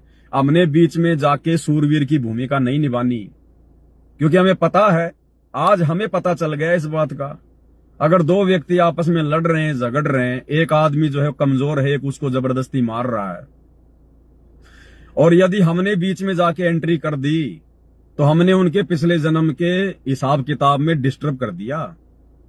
क्योंकि यहां तो बिना संस्कारों के चेहरे पे फुंसी भी नहीं हो सकती किस ब्रह्मांड में। ये कर्म प्रधान क्षेत्र है। अगर किसी के चेहरे पे कोई फुंसी भी हो रही है ना, तो उसके किसी संस्कार से हो रही है, वो कर्म से हो रही है, ऐसे नहीं हो सकती। यहां पर इतना जबरदस्त नियम है यहाँ का, सत का राज धर्म राय कर ही, अपना किया शबे दंड भरी। तो हमने अब वो भूमिका नहीं निभानी है जो हम पहले निभाया करते थे, पहले के जन्मों में या वर्तमान में गुरुजी का नाम और ज्ञान मिलने से जो है वो पहले। फालतू में जाके हम लोग सरपंच बन जाते थे मान बढ़ाई के चक्कर में, ये फलाने फलाने आदमी ने उन दोनों भाइयों का निपटारा करवा दिया, उनका समझौता करवा दिया। अरे भैया उसकी बात मानेंगे, उसकी बात मानते हैं लोग, उसको लाओ बुला के। अगर ऐसे कोई आपके पास में आ जाए तो हाथ जोड़ लेना, चाहे आड़ोसी पड़ोसी हो, चाहे गांव का है, चाहे कोई रिश्तेदार हो, कि भैया माफ करना, मैं इन चीजों से दूर हूं, मैं अपना भक्ति भाव में रहता हूं, वो जाने उनका काम जाने, मेरे तो खुद के झगड़े नहीं मिट रहे भाई इस काल बली के साथ में, तुम्हारा कहां से मैं निपटा दूंगा। और यदि फालतू में सरपंच आप बन गए जाके किसी के कहने से, अरे चल तू तो वैसे चल यार मेरे साथ में खाली बैठ जाना, अगर डायरेक्ट जाके मान बढ़ाई में आके किसी के बीच के पंगे में, लड़ाई झगड़े में अगर बीच बचाव कर दिया आपने, अगर उनका समझौता वो करवा दिया, तो उनका तो समझौता हो गया, तू आ गया अपने घर पे, वो तो जगत वाले हैं। महीने भर बाद में फिर किसी बात पे उनकी बिगड़ जाएगी, फिर वो दूसरा आएगा आपके पास में कि भाई साहब आपने समझौता करवाया था, अब देखो वो मेरे साथ ये कर रहा है, वो कर रहा है, फिर आपको टेंशन। तो हमने पढ़ना ही नहीं, इसलिए परमात्मा कहते हैं और बात तेरे काम ने आवे संतू शरण लाग रे, और के सोवे गफलत में बंदे जाग जाग नर जाग रे। भाई उमदा चोला बनया अनमोला लगे दाग पे दाग रे, उमदा चोला बनया अनमोला लगे दाग पे दाग रे। 2 दिन की गुजरान जगत में क्यों जले बिरानी आग रे, क्यों जले बिरानी आग रे। तो आप और हमारा तो भाई ये 2 दिन का जीवन है इस संसार में, हम क्यों बिरानी आग में जले। हमें तो परमात्मा ने दे दिया ना भजन करने के लिए, रास्ता बता दिया ना भगवान ने हमें। हमने केवल अपने भक्ति वाले रास्ते पे चलना है, परमात्मा का ध्यान रखना है, दुनिया पे ध्यान नहीं देना। अब दुनिया की उन घटनाओं पे ध्यान नहीं देना। हाँ, दुनिया की घटनाओं से हमने शिक्षा जरूर लेनी है, हमने वहां जाके सरपंच नहीं बनना है। तो इसी प्रकार भाई और बहनों ध्यान रखना, आप चाहे किसी ऑफिस में काम करते हैं, आप चाहे सरकारी नौकरी में हैं, चाहे प्राइवेट नौकरी में हैं, चाहे कोई मजदूरी करते हैं, चाहे किसी गांव में रहते हैं, चाहे किसी शहर में रहते हैं, आपने दूसरों की बातों में बेमतलब में उलझना है नहीं, पढ़ना है नहीं। आपने पक्ष और विपक्ष की भूमिका निभानी नहीं है।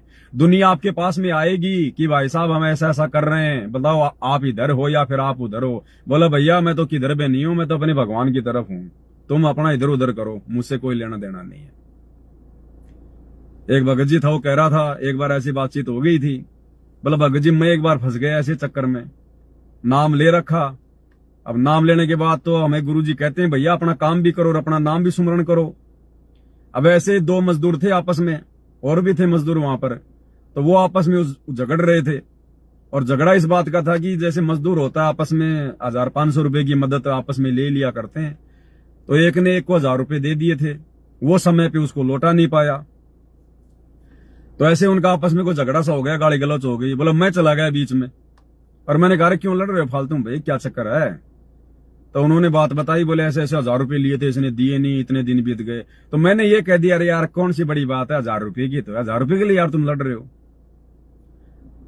तो वो जिसके पैसे लिए हुए थे, जो उसको दे नहीं रहा था, तो वो बीच में बोला अच्छा 1000 रुपए अगर ऐसे आते हैं तो ला फिर तू दे देना ज्यादा, अगर तू सरपंच बन रहा तो 1000 रुपए की तो बात है, ला तू दे दे 1000 रुपए। आ गया बीच में तू सरपंच बन के। अब वो भगत बोला मेरा तो छोटा सा मुंह हो गया ना, तो मेरे पास 1000 रुपए देने को थे, और क्या मैं उसको जवाब दूं। भाई अगलों की लड़ाई थी, अगलों का लेन देन था, उसके लिए तो 1000 रुपए क्या पता क्या है वो क्या नहीं है। मुझे बोलने की ये क्या जरूरत थी कि भाई 1000 रुपए की तो बात है। उसने तुरंत कह दिया ला बोलो तू दे दे 1000 रुपए अगर ऐसे आते हैं तो हम अपनी फालतू में बेइज्जती करवाएंगे, क्योंकि हम भगत हैं और भक्ति से जरा भी साइड में हटेंगे, हम अपनी बेइज्जती करवाएंगे, अपने भजन का नाश करवाएंगे।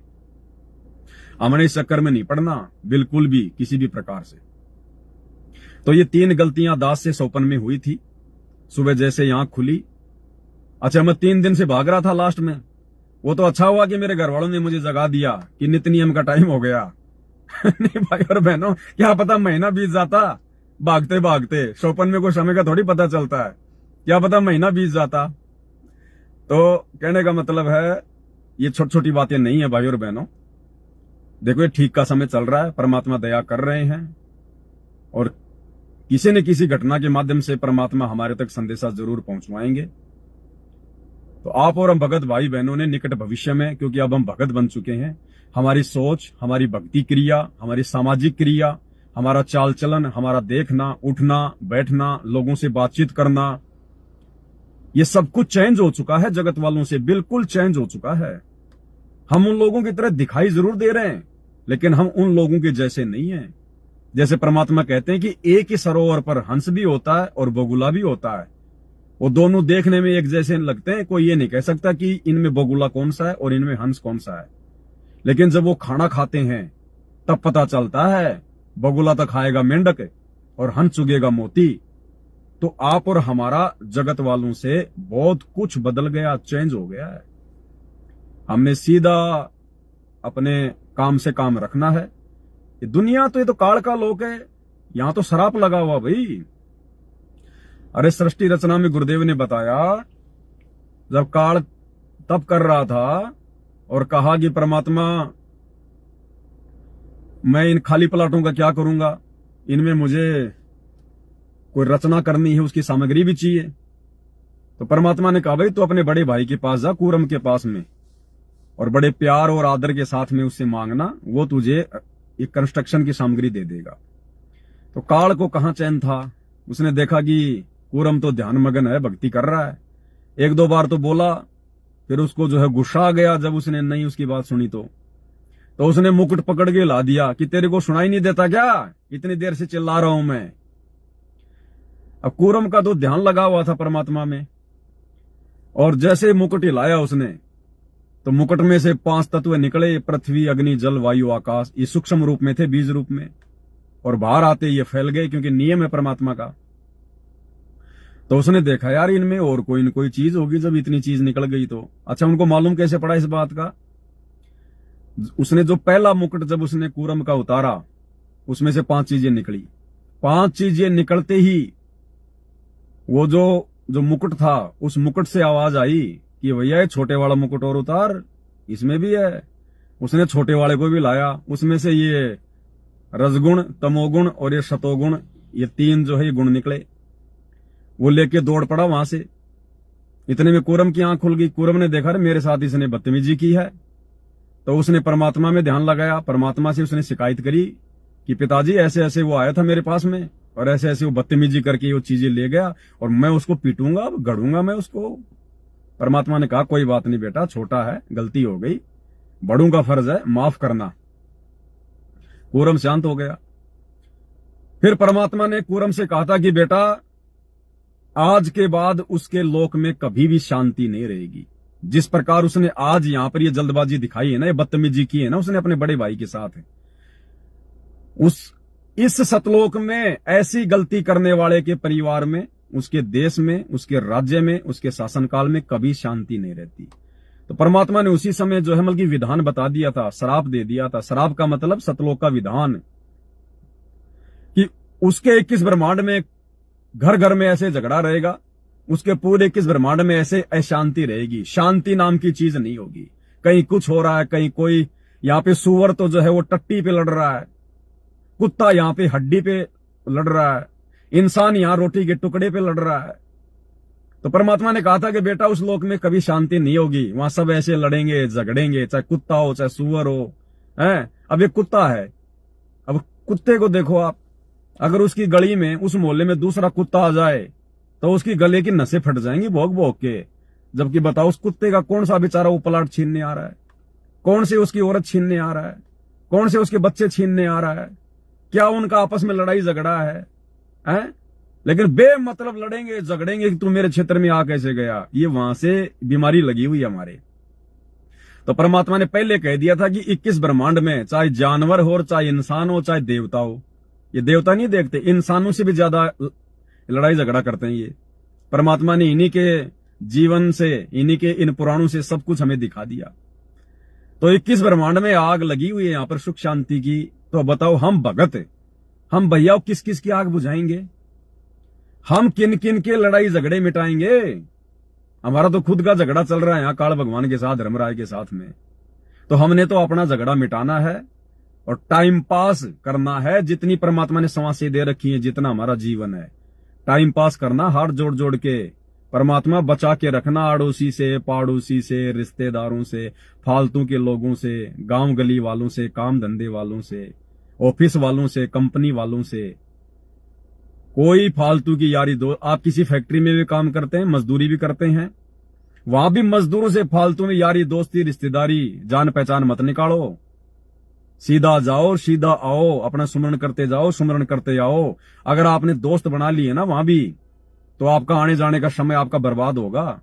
वो दोस्त फिर आपके साथ आएगा और साथ जाएगा और दुनिया भर की बात करेगा। तो बिल्कुल भगत एकांत में अपनी तरफ से कुछ भी शुरू मत करो, और बिल्कुल अलग थलग से जैसे ये दास रहता है। इस दास का पूरे जयपुर शहर में एक भी व्यक्ति ऐसा नहीं है जिसको मैं ये कह सकूं कि ये मेरा मित्र है, ये मेरा दोस्त है, ये मेरा जानकार है, ये मेरा मिलने वाला है। या जब से नाम दीक्षा ली है, मैं एक बार भी अगर मैं किसी से जाके अगर मैं मिला हूं तो, जबकि पहले इसी जयपुर के अंदर इस दास का भी थोड़ा बहुत नाम चला करता था। जिस क्षेत्र में हम थे, स्पोर्ट्स लाइन में था मैं। 21 किलोमीटर की दौड़ थी मेरे पास में, रोजाना 21 किलोमीटर तो दौड़ना होता था मुझे, सुबह 4 बजे उठ के, क्योंकि मेरे पास में हाफ मैराथन थी। हाफ मैराथन होती है 21 किलोमीटर की दौड़। मेरा सब्जेक्ट भी, मैं राजस्थान कॉलेज में यहाँ पे जयपुर में जो है पढ़ा करता था। मेरा जो सब्जेक्ट था वो भी जो मतलब फिजिकल एजुकेशन था। शरीर तोड़ दिया था मैंने जिम में जा जाके फिजिकल में। 21 किलोमीटर तो रोजाना दौड़ा करता था। अब 21 किलोमीटर की तैयारी के लिए 30 किलोमीटर 35 किलोमीटर दौड़ना पड़ता है। सप्ताह में 2 बार तो पहाड़ों पे दौड़ना पड़ता था, स्टेमिना के लिए, एनर्जी के लिए। पार्कों में पड़े पड़े वहीं पे पहन के वो कच्छे और आपस में एक्सरसाइज वगैरह में लगे रहा करते थे। कुछ नहीं हासिल हुआ, समय और श्वासों की बर्बादी हुई। आज घुटने दर्द करते हैं, आज घुटने दर्द करते हैं, क्योंकि उस समय फालतू में शरीर को तोड़ दिया। ये शरीर को एक्सरसाइज के लिए थोड़ी मिला था। हड्डियों के अंदर गैप हो जाता है और शरीर फिर आगे चल के फिर ये दिक्कत करेगा। तो अब पता चल रहा है वो एक्सरसाइज अब क्या काम आ रही है, नुकसान दे रही है आज वो। तो हमारे भी यहाँ पे खूब यार थे, दोस्त थे, और मैं तो वैसे भी बहुत निकम्मा आदमी था। दुनिया भर की लड़कियों के साथ में भी मेरे बहुत ज्यादा मेरे जो है के संबंध हुआ करते थे। मैंने आपको पहले भी बताया था कि मेरे जैसा नीच इंसान नहीं था। ये तो भगवान सतगुरु रामपाल जी की दया हुई, परमात्मा की, जो मुझ नीच को अपनी शरण में ले लिया। परमात्मा ने मेरी दिशा बदल दी। जिस रास्ते पे मैं चल पड़ा था, या तो आजीवन आज मैं किसी जेल में होता, आजीवन, या फांसी पे लटका दिया होता। लेकिन परमात्मा ने, सतगुरु आए दया करी ऐसे दीन दयाल। इसलिए उन पुराने दिनों को याद करके मुझे खुशी नहीं होती, मुझे भय होता है।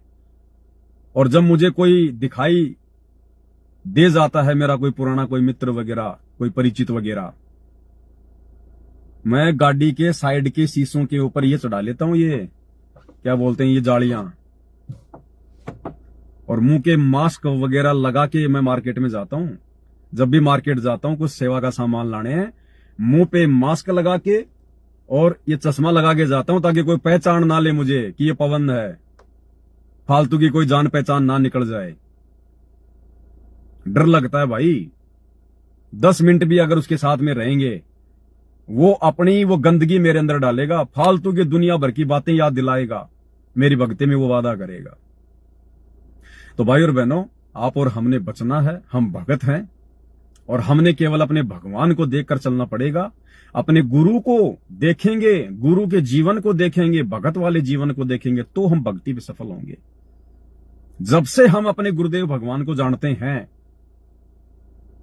हमें कभी भी ये देखने को नहीं मिलेगा कि हमारे गुरुजी कभी भी किसी शादी में गए हों, किसी बात में गए हों, किसी छूचक में गए हों, हमारे गुरुजी का कोई दोस्त हो, हमारे गुरुजी कभी किसी राजनीतिक रैली में गए हों, हमारे गुरुजी कभी वोट डालने गए हों, हमारे गुरुजी के साथ किसी सरपंच की कोई फोटो दिखा दो हमें, हमारे गुरुजी कभी कोई पिकनिक पे गए हों, हमारे गुरुजी कभी टाइम पास के लिए अपने बच्चों को कभी छुट्टियां लेके गए हों, कभी छुट्टियों में कभी पिकनिक पे गए हों, हमारे गुरुजी ने कभी किसी को गाली गलौज किया हो, हमारे गुरुजी ने कभी किसी के ऊपर कोई गुस्सा किया हो,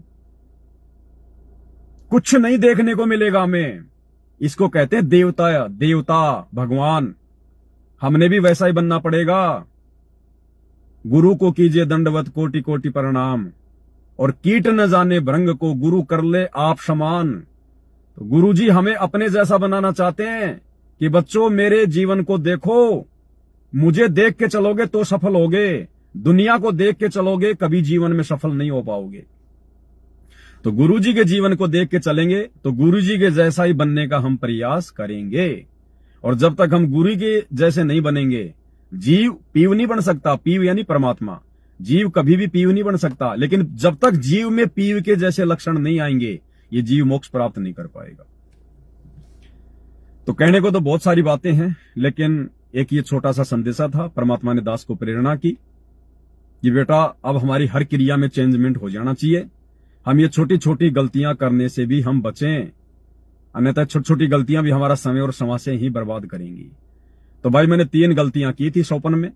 अगर आप लेट जुड़े हैं तो वीडियो फिर से देख लेना और विचार कर लेना, ऐसी गलती हम बिल्कुल भी ना करें। चाहे आग लग रही हो किसी की, हमें लेना देना नहीं है भैया। अगर आग से बचना है, परेशानियों से बचना है, तो जैसे हम भक्ति कर रहे हैं वैसे सही भक्ति करो, तुम्हारे घर में भी सुख शांति होगी, तुम्हारी भी परमात्मा रक्षा करेगा। हम किस किस की आग बुझाएंगे, हम किस किस के संकट मेटेंगे। धरती पे संकट मोचन आ चुका है सतगुरु रामपाल जी भगवान, उनकी शरण ले लो, सारे ना संकट मिटेंगे। मैं अगर मेरी गाड़ी के टायर से हवा किसी दूसरे के टायर में डालूंगा तो ना तो उसके काम ढंग से चलेगा और मेरी गाड़ी भी हो जाएगी पंचर। तो भैया जहां पे हवा डाली जाती है उसका एड्रेस दे दो कि भैया वहां जाओ, वहां पे हवा डलवाओ, जितनी मर्जी डलवाओ, वहां पे प्रेशर लगा हुआ है। तो हम भाई फालतू के ठेकेदार ना बने, फालतू की सूरवीरता ना दिखाएं। अब सूरवीरता दिखानी है तो भक्ति मार्ग में दिखाओ और अपनी लेके हाथ में माड़ा, नीची गर्दन करके आधीन भाव से, दास भाव से, नहीं तो काल लपेटता चला जाएगा, लपेटता। ध्यान रखना इस बात का। तो बस आज की वीडियो में केवल इतना ही था। बाकी आज 9 जनवरी है, 14 या 15 की ये मकर संक्रांति आती है।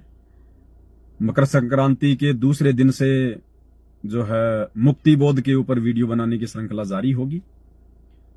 तो 4-5 दिन सभी भगत भाई बहन ज्यादा से ज्यादा परमात्मा का सत्संग सुने, अपने सुमरण पे ज्यादा से ज्यादा ध्यान दें, क्योंकि भक्ति बिना कुछ नहीं है। आज भाई और बहनों, अगर ये बातें जो गुरुदेव भगवान ने हमें बताई है, समझाई है, जो गुरुदेव ने इतना संघर्ष किया, इतना जो प्रयास किया है, ये बातें केवल हम सत्सेवकों को क्यों समझ में आ रही हैं? गुरु जी की सारी बातें, और फिर गुरु जी के ज्ञान आधार से जब ये दास लाइव आता है तो आप लोगों को क्यों समझ में आ रही है? आप लोगों को समझाने के लिए मेरे अंदर इतनी समझ कहां से आ रही है? गुरुदेव भगवान से। क्यों आ रही है? क्योंकि हम गुरु जी की हम कृपा पात्र हैं। आप और हमारे ऊपर गुरु जी की विशेष मेहर है, तो हमने तो इस मेहर को बना के रखना है, इस मेहर को। और मेहर ये तभी बनेगी जब हम अपने गुरु के अनुसार चलेंगे और भक्ति को प्रथम महत्व देंगे। अपने काम धंधे, व्यापार, नौकरी से भी ज्यादा महत्व जब हम भक्ति को देंगे कि काम बिगड़े तो बिगड़ने दे, 1 घंटा लेट हो रहा तो होने दे, पहले अपनी भक्ति है, पहले तीनों समय की आरती है, पहले अपना ये प्रथम मंत्र सतनाम है, उसके बाद में बाकी सांसारिक काम है। क्योंकि अब हमें पता चल गया है उस सांसारिक काम के बिना, चाहे वो कितना अर्जेंट क्यों ना हो, उसके बिना हमारा काम फिर भी चल जाएगा, लेकिन इस भक्ति के बिना हमारा काम नहीं चलेगा। और सांसारिक उन कार्यों से हमारी भक्ति नहीं बन सकती, लेकिन भक्ति से सांसारिक कार्य भी परमात्मा बनाएगा। तो हमने भक्ति को प्रथम प्रायोरिटी देनी है। दुनिया तो नादान है, अनजान है, आध्यात्मिक ज्ञान से कोसों दूर है। इसलिए दुनिया का तो मकसद केवल उनको जन्म से ही माँ बाप के द्वारा, रिश्तेदारों के द्वारा, समाज के द्वारा केवल यही बताया जाता है कि बेटा धन पैसा है तो सब कुछ है, नहीं तो कुछ नहीं है। तो वो तो पूरी जिंदगी पैसे को लेके चलता है। लेकिन आप और हमें गुरुजी ने बता दिया, कबीरा सब जग निर्धना, धनवंता ना कोई, धनवंता सो जानिए जा फिर राम नाम धन होए। एक फोन आ रहा है, किसका उठा लेते हैं। हेलो सत साहिब जी। सत साहिब जय बंदी छोड़। जय हो बंदी छोड़ की। भगत जी, वो जैसे अभी आपने शोपन का जिक्र किया था जी, तो दास को भी क्या ये शोपन दोस्त बहुत मतलब परेशान करते, बीच बीच में, हफ्ते में 2 दिन में, 5 दिन में से। भगत जी देखो, शौपन दोष एक नेचुरल जो है वो प्रोसीजर है जी। शौपन में अगर शौपन दोष हो रहा है जी तो उसके 2 कारण होते हैं भगत जी। जी। सबसे पहला कारण तो है हम दिन भर में हम क्या सोचते हैं, क्या हम लोग देखते हैं, क्या हम लोग मोबाइल में देख रहे हैं, क्या क्या हम लोग बातें कर रहे हैं जी। उसी अनुसार फिर वही बातें फिर रात्रि में आएंगी, फिर वो शौपन में। क्योंकि हमारा शरीर एक मशीन है, एक कंप्यूटर है। जी। ठीक है। यदि आप इस प्रकार से कुछ भी कोई वो हरकत, कोई क्रिया फालतू का मोबाइल में देखना सेकना यदि आप नहीं करते हैं जी, और उसके बाद भी यदि आपको शौपन दोष होते हैं जी, तो फिर वो हमारे शरीर का कोई खान पान का फिर ऐसा कोई वो प्रोसीजर है। और फिर उसमें भगत जी हमारे को कोई दोष नहीं होता, क्योंकि शौपन में हमारे ऊपर कोई जो है कंट्रोल नहीं होता है। जी। तो शौपन में चाहे हम कोई अच्छा काम कर रहे हैं, चाहे हम कोई बुरा काम कर रहे हैं, शौपन में हमें कोई दोष नहीं लगता है जी। लेकिन शौपन से फिर हमें ये सावधानी जरूर बरतनी है कि ऐसा मेरे साथ बार बार क्यों हो रहा है, मेरे विचारों में कोई कमी है, या मेरे खान पान में कोई कमी है, या मेरी क्रिया में कोई कमी है, तो उसमें धीरे धीरे फिर अपना जो है वो सुधार करो। बिल्कुल भगत जी, वही दास ने मैंने कहा भगत जी से एक बार जानकारी तो ले लूं कम से। हाँ ठीक है जी। जी जी भगत जी, ये था बस, ये पूछना। सत साई भगत जी। सत साई।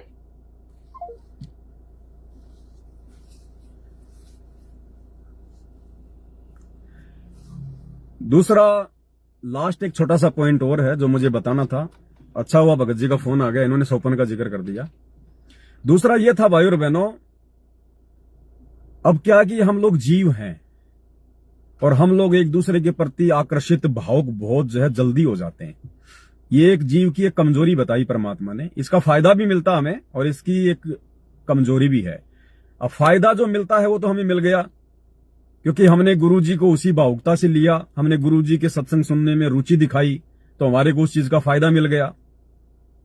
और नुकसान इसका यह है कि यदि अब हमने अपने गुरु के अलावा यदि किसी अन्य जीव को यानी किसी भगत भाई को ज्यादा महत्व देना शुरू कर दिया भावुकता में आके, उसकी किसी ऐसी बातों के ऊपर भावुक होके, तो फिर हम नुकसान उठा जाएंगे। तो बहुत सारे भाई बहन क्या करते हैं, भगत जी मुझे ये सपना आया, भगत जी मुझे वो सपना आया। तो भगत जी देखो, दास कोई काउंसलर नहीं है, दास ने कोई कंसल्टेंसी कोई कंपनी नहीं खोल रखी है कि आप लोग मुझसे शेयर करो फिर मैं आपको बताऊं। भक्ति मार्ग से संबंधित बातें, गुरु जी के ज्ञान से, सत्संग से, पुस्तकों से संबंधित बातों के लिए आप भाई बहनों से डिस्कस 100 बार करो। लेकिन आपकी जो पर्सनल लाइफ है, जो पर्सनल जो परिवार का मैटर है, आपको क्या सपना आया है, अब इन चीजों के लिए भी यदि आप दूसरों पर डिपेंड रहना सीख जाओगे तो ये बहुत बड़ी कमजोरी है। ये भी काल ठगेगा फिर त्रिकुटी पे। भाई आपको गुरुजी ने ज्ञान दे रखा है, आप पे दया कर रखी है, आप जी भक्ति कर रहे हो, अब आप स्वयं उन चीजों का निर्णय करो कि मुझे जो सौपन आया वो क्यों आया है। मेरी दिन में किसी गलत हरकत के कारण आया है या किसी और कारण से आया है, या काल मुझे जो है डगमग करना चाहता है, या जो है परमात्मा मेरी कोई परीक्षा ले रहा है। तो अब उस भगत ने खुद विचार करना पड़ेगा। छोटी छोटी बातों के लिए दूसरे भगतों पर डिपेंड होगे। भाई सतलोक आश्रमों से जुड़े हुए भाई बहनों की तो जो है ये गंदी आदत है। उनकी आदत तो काल ने जो है बिगाड़ दी है। कोई भी बात होती है अपने कोऑर्डिनेटर को फोन मिला दो, नामदान संचालक को फोन मिला दो, 4 नंबर इन्होंने सतलोक आश्रम के दे रखे हैं, भगत जी मेरी अरदास लगा दो, मेरी प्रार्थना लगा दो। अरे फिर भगत को कौन से दिन विचार करने दोगे? भगत भी तो विचार करे, वो भी तो थोड़ा दिमाग पे जोर डाले, गुरु जी के सत्संगों को आधार बनाए कि ऐसा क्यों हो रहा है। अगर दूसरे पे निर्भर रहोगे तो शरीर छोड़ने के बाद जब हम त्रिकुटी की यात्रा करेंगे वहां तो लाख परेशानी आएंगी, फिर किसको फोन मिलाओगे? वहां कोई नहीं होगा फिर। तो ये गंदी आदत है, इसको सुधारो। हेलो हेलो सतसाहेब बाबा जी, सतसाहेब जी, सतसाहेब। हाँ, मैं देवांशु भैया बोल रहा हूँ दास जी, बोलिए। वेस्ट बंगाल से जी जी सर। भगत जी मेरा एक सवारी गाड़ी है, उसमें अगर कोई पूजा में जाना चाहता है तो लेके जा सकता हूँ क्या? भगत जी देखो, 2 बातें हैं। हाँ जी। अगर आपकी खुद की गाड़ी है, हाँ जी, अगर आपकी खुद की गाड़ी है, कोई यदि आपसे उस गाड़ी को यदि मतलब बुकिंग पे लेता है ब्याह शादी के लिए या किसी मंदिर के लिए या किसी पूजा पाठ के लिए, अच्छा, तो हमने बिल्कुल भी वो बुकिंग नहीं लेनी है। अच्छा अच्छा। यदि आप ड्राइवर हैं, आप किसी की गाड़ी चलाते हैं, हाँ जी, और यदि ऐसी कोई बुकिंग आपके पास यदि आपका मालिक भेजता है तो फिर आप वहां पे एज ए ड्राइवर जो है मतलब जा सकते हैं। अच्छा अच्छा अच्छा। बाकी देखो, ज्ञान होने के बाद तो भगत वहां भी नहीं जाएगा फिर, लेकिन वो एक मजबूरी बस हम लोग ऐसा जो है कर सकते हैं। लेकिन जिस समय में पूरा ज्ञान हो जाएगा ना, हाँ जी, हाँ जी। फिर भले हम ड्राइवरी कर रहे हैं, फिर हम ऐसी बुकिंग पे नहीं जाएंगे। हम जब भी किसी की गाड़ी हम जो है वो चलाएंगे, ज्वाइन करेंगे, तो हम उसको पहले बोल देंगे भैया कि मैं ये फालतू की जो ये बुकिंग वगैरह आएंगी कि भैया वो राम मंदिर में जाना है, वो मस्जिद में जाना है, वो जागरण में जाना है, भैया मैं ये बुकिंग वगैरह लेके नहीं जाऊंगा। आप मतलब उन बुकिंग के लिए कोई और ड्राइवर देख लेना। मुझे आपने जो ड्राइवर रखा है, जो मैंने देख लिया कि हाँ ये काम करने में मुझे दिक्कत नहीं है, मैं केवल वही ड्राइविंग करूंगा, फालतू की नहीं करूंगा। हाँ हाँ, नहीं मैं मेरा खुद का सवारी गाड़ी है। हाँ, तो आपने फिर इस प्रकार की कोई भी धार्मिक बुकिंग नहीं लेनी, कोई जागरण की, कोई समामणि की, या दुनिया भर का जो आडंबर होता है, जो ब्याह शादी वगैरह। ना, देखो भगत जी, बहुत सारी बातें हैं। भगत को बहुत ही लिमिट और सीमित वाला काम करना पड़ेगा, छोटा मोटा काम धंधा करना पड़ेगा। अब ये दुनिया भर के काम हमारे को ये फंसाएंगे भगत जी। हाँ जी, हाँ जी। तो हमने इन लफड़ों में नहीं पड़ना है। या तो उस गाड़ी को बेच बाच दो, कोई और देख लो अपना छोटा मोटा कुछ। हाँ, नहीं गाड़ी नहीं बेचेंगे, लेकिन ऐसे काम में नहीं जाना है। हाँ भगत जी, ऐसे काम में नहीं जाना। बाकी आप अपना सवारी में चला रहे हो तो कोई दिक्कत नहीं है। अगर आपने कोई रूट ले रखा है उसमें कोई दिक्कत नहीं है। नहीं बाबा जी, जैसे कोई मरीज हो गया मेडिकल हाँ, मेडिकल में वो लेके जा सकता है। देखो मैं क्या कह रहा हूँ, मरीज को ले जाने में दिक्कत नहीं है, किसी की डिलीवरी को ले जाने में दिक्कत नहीं है, हॉस्पिटल में जाने में दिक्कत नहीं है, कोई एयरपोर्ट से आ रहा है उसको लाने ले जाने में कोई दिक्कत नहीं है। जो बातें हमारी भक्ति मर्यादाओं में नुकसानदायक हैं, जो नियम हमें जो गुरुजी ने जो है वो दिए हुए हैं, उन नियमों से बाहर ना तो हम चलेंगे ना हमारी गाड़ी चलेगी, हाँ जी, वरना फिर हमारा सहयोग हो जाएगा उनमें। हाँ जी, हाँ जी। बाकी इमरजेंसी में ऐसे अगर कोई चीज है जिसमें कोई मर्यादा नहीं टूटती है, बच्चों को स्कूल में छोड़ना है या और किसी को कोई और जगह कोई छोड़ के आना है, कोई हॉस्पिटल में है, कोई इमरजेंसी है, उसमें दिक्कत नहीं है। लेकिन जो आन उपासना है, जो शास्त्र विरुद्ध जो बातें हैं, जो कर्म है, वहां यदि हम जाएंगे या हमारी चाहे वो गाड़ी जाएगी, उसमें नुकसान है। इन चीजों का ध्यान रखो। भगत जी और एक बात है, जो राशन की बात होता है, जो उसमें जो मुफ्त में देता है सरकार ने, तो उसको तो हम लोग नहीं ले रहे हैं, लेकिन आप एक बार लाइव आए थे, बोला उसे कुछ मुद्रा देके लेना हो तो ले सकते हैं। नहीं, मैंने ये कहा भगत जी, राशन चाहे सरकारी हो चाहे प्राइवेट हो, अगर सामने वाला यदि उसका पैसा लेता है, सरकार ने यदि कीमत उसकी निर्धारित यदि वो की हुई है, हाँ जी, तो वो कीमत दे के लेना है, वो कीमत वाला अनाज लेना है, चाहे सरकारी हो चाहे बाहर का हो। मुफ्त का हमने ना सरकार का लेना ना किसी और का लेना। नहीं भगत जी, मैं ये नहीं बोल रहा हूँ, मैं बोल रहा हूँ अगर राशन में हम पैसा दे के लिया, वो तो पैसा सरकार नहीं ले रहा है। ना, ये गलती मत कर देना। अगर डीलर को यदि आप जी पैसा लेके यदि मतलब कि सस्ते के चक्कर में अगर आप गेहूं या कुछ और चीज आप ले रहे हो, हाँ जी, तो आपने तो उसको डीलर को पैसे दे दिए, डीलर थोड़ी देगा सरकार को पैसे, क्योंकि वो तो फ्री में आ रहा है। वही बात तो वो नहीं लेना भगत जी, वो फिर गलत हो जाएगा, आपके पैसे का दुरुपयोग होगा फिर। हाँ जी, हाँ जी। अगर सरकार की तरफ से अगर गेहूं जो चाय चीनी जो भी है, यदि उसका पैसा यदि वो निर्धारित है, तो वो पैसा दे के हम ले सकते हैं, बाकी वैसे नहीं। तो वही बात को लेके एक बार हम बहस हो गया, बोलता है ऐसे बोला, हम बोला नहीं ऐसे बात नहीं हो सकता अगर किसी भाई ने मुझसे पूछा होगा तो हो सकता है मैं उसके सवाल को जो है मतलब कि समझ नहीं पाया हूँगा। हाँ, वो समझ नहीं पाया, तो वो मेरे को बोला था, नहीं जो पवन भैया ने बोला ऐसे हम बोला ऐसा कोई बात नहीं है, अगर सरकार देता है तो हम उसको देंगे, बिल्कुल। अगर नहीं लेता तो मैं कैसे देंगे? बिल्कुल, फिर नहीं लेना, फिर पॉकेट में हमको नहीं लेना है, पॉकेट में नहीं लेना, वो सस्ते के चक्कर में नहीं लेना फिर। हाँ, ठीक है भैया जी, सब साहेब जय बंदी छोड़, जय बंदी छोड़। सत्साई भाई और बहनों, दया है परमात्मा की। अब भाई और बहनों, अगर इसी प्रकार से अगर ये बातें ज्ञान चर्चा, परमात्मा इन्हीं बातों से तो प्रसन्न होता है। वो अंतर्यामी यही देखने के लिए तो इसी समय के लिए तो हिसार जेल में जाके बैठा है अपने मिशन के लिए। उसको इसी प्रकार के बच्चे चाहिए, उसको ऐसी ही संगत चाहिए जो अपने गुरु के ज्ञान को आधार बना के स्वयं डिसीजन ले, फैसले ले भक्ति मार्ग के, अपने सामाजिक जीवन के, हम कैसे अपनी मर्यादा बचा सकते हैं, कैसे हमारी भक्ति बचेगी। तब परमात्मा प्रसन्न होगा कि हाँ अब ये बच्चे अपने पैरों पे खड़े हो गए। तब परमात्मा खुशी खुशी यहां से सतलोक के लिए विदा होगा। अन्यथा हर युग में परमात्मा नाराज होके दुखी होके गया है। तो अब हमने परमात्मा को नाराज नहीं करना है। और यही बातें भाई और बहनों जो सात संगति में होती है, दास लाइव आके करता है। अगर इन सतलोक आश्रमों में शुरू हो जाएं, जबकि कितना अच्छा मौका उनके पास में अपने को कर्म बनाने का। इन आश्रमों में इन्होंने बड़े बड़े आश्रम खोल रखे हैं, लाखों भगत वहां पर इकट्ठे होते हैं, 2-2 दिन रुकते हैं, 3 दिन रुकते हैं। उन आश्रमों में इतने बड़े बड़े भगत हैं जो 20-20 साल से जो गुरुजी के साथ में रहा करते थे, सारा नाम मिल गया। एक भी माई का लाल ऐसा नहीं है उन आश्रमों में जो संगत को ये कह सके कि भैया देखो संध्या आरती हो गई है, सभी भगत भाई बहनों ने भंडारा ले लिया है, रात्रि के 10 बज गए या फिर 11 बज गए और बाल बच्चे सबके सो गए हैं। अब हम सभी भगत भाई बहन बैठ के परमात्मा की चर्चा करेंगे, एक दूसरे भगत भाई बहन की शंकाओं का समाधान करेंगे। किसी को कोई शंका है तो सवाल करो।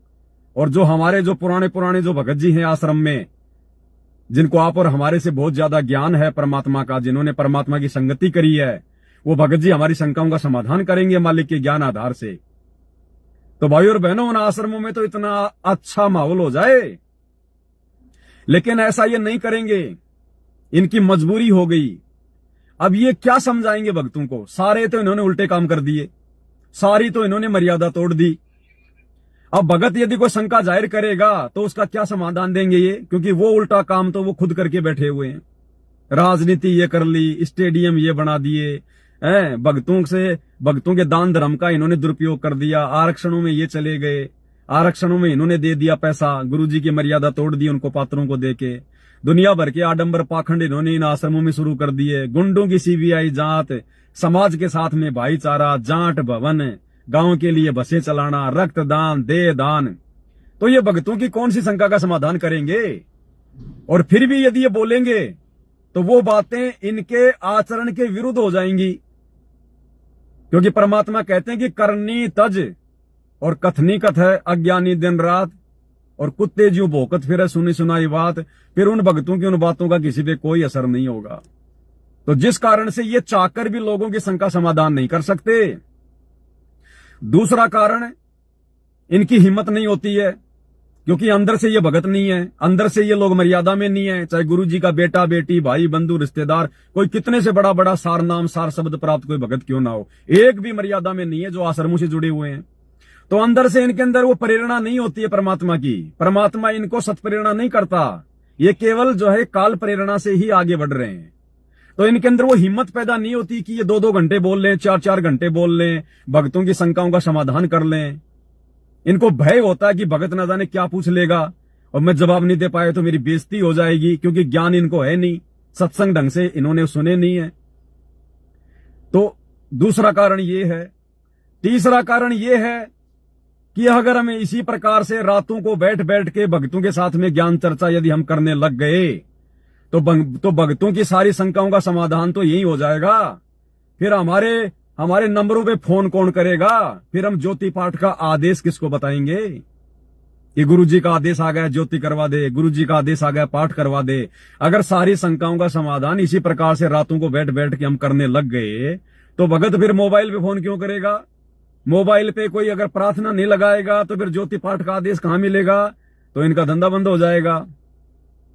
चौथी बात, कोई एक आदमी है नहीं जो वहां पे सरपंच बन जाए। वहां पे तो 50 दावेदार हैं, 50, कि मेरे को क्यों नहीं बोलने दिया, मैं भी था वहां पे, मेरे को बनाया जाए सरपंच बीच में, मैं बैठ के बताऊंगा भक्तों को, क्योंकि वहां पे सरपंच भी तो बहुत हैं। तो इसलिए वहां पे कुछ नहीं है, केवल लड्डू जलेबी बर्फी, मिट्टी के बैल देख लो, कबीर जी का झोपड़ा देख लो, मिट्टी का पहाड़ देख लो, लहर तारा तालाब देख लो, डेकोरेशन देख लो, नहा लो, धो लो, खा लो, पी लो, 2-3 दिन टाइम पास कर लो और अपने घर आ जाओ। तो जो बातें भगवान ने यहां शुरू करवा रखी हैं साथ संगति के माध्यम से, सत्सेवक भाई बहनों के माध्यम से, अगर यही बातें मात्र 6 महीने अगर इन आश्रमों में शुरू कर दी जाएं तो भाई और बहनों संगत का माहौल बदल जाएगा, माहौल। लेकिन काल ऐसा होने नहीं देगा, ऐसा हो नहीं सकता भाई और बहनों, क्योंकि ये तो जिसपे साहिब की दया होती है वहीं शुरू होता है। अब फोन आ रहे हैं बहुत सारे भाई बहनों के, फिर लंबा समय हो जाएगा भाई और बहनों। 1-1, 1.5 घंटे की वीडियो ठीक है, इससे ज्यादा नहीं होनी चाहिए। तो अब वीडियो को हम समाप्त करेंगे। परमात्मा फिर दया करेंगे, फिर परमात्मा कोई प्रेरणा करेंगे तो फिर आप भाई बहनों के सामने आके वो बातें बताई जाएंगी। और भाई और बहनों, तभी फायदा है जब हम इन बातों पे अमल करें, क्योंकि ये संदेश कोई पवन दास के नहीं है, ये संदेश किसी भगत भाई के मत मान लिया करो। चाहे पवन दास लाइव आता है, चाहे सुरजीत दास लाइव आता है, या और कोई भगत भाई बहन, कोई रामेश्वर दास है, जैसे 2-4 भाई बहन लाइव आते हैं, बातें करते हैं ज्ञान आधार से, मालिक की दया है। तो हमने उन बातों को उन भगतों की बात नहीं समझना चाहिए कि ये भगत कह रहा है। वो भगत चाहे जो मर्जी कह रहा है, उस भगत की उस बात को सुनो अगर समय है तो। और वो भगत जो कह रहा है और जो मानने योग्य बातें जो गुरुजी के ज्ञान से संबंधित हैं और जो आपकी आत्मा स्वीकार करती है, उन्हीं बातों को मानो। उन बातों को फिर ये ना सोचना कि ये तो भगत जी कह रहा है, वो भगत ही कह रहा है। भले मैं कौन सा भगवान हूं, मैं भी तो तुम्हारा जो है गुरु भाई हूं। तो फिर वो बातें उस समय उस भगत की नहीं होती है, परमात्मा उसे बुलवा रहा होता है। अगर आपके समझ में आ जाए तो उन बातों को एक्सेप्ट करो। तो इस प्रकार से है। तो आज की वीडियो में केवल इतना ही। बंदी छोड़ सतगुरु रामपाल जी भगवान की जय हो।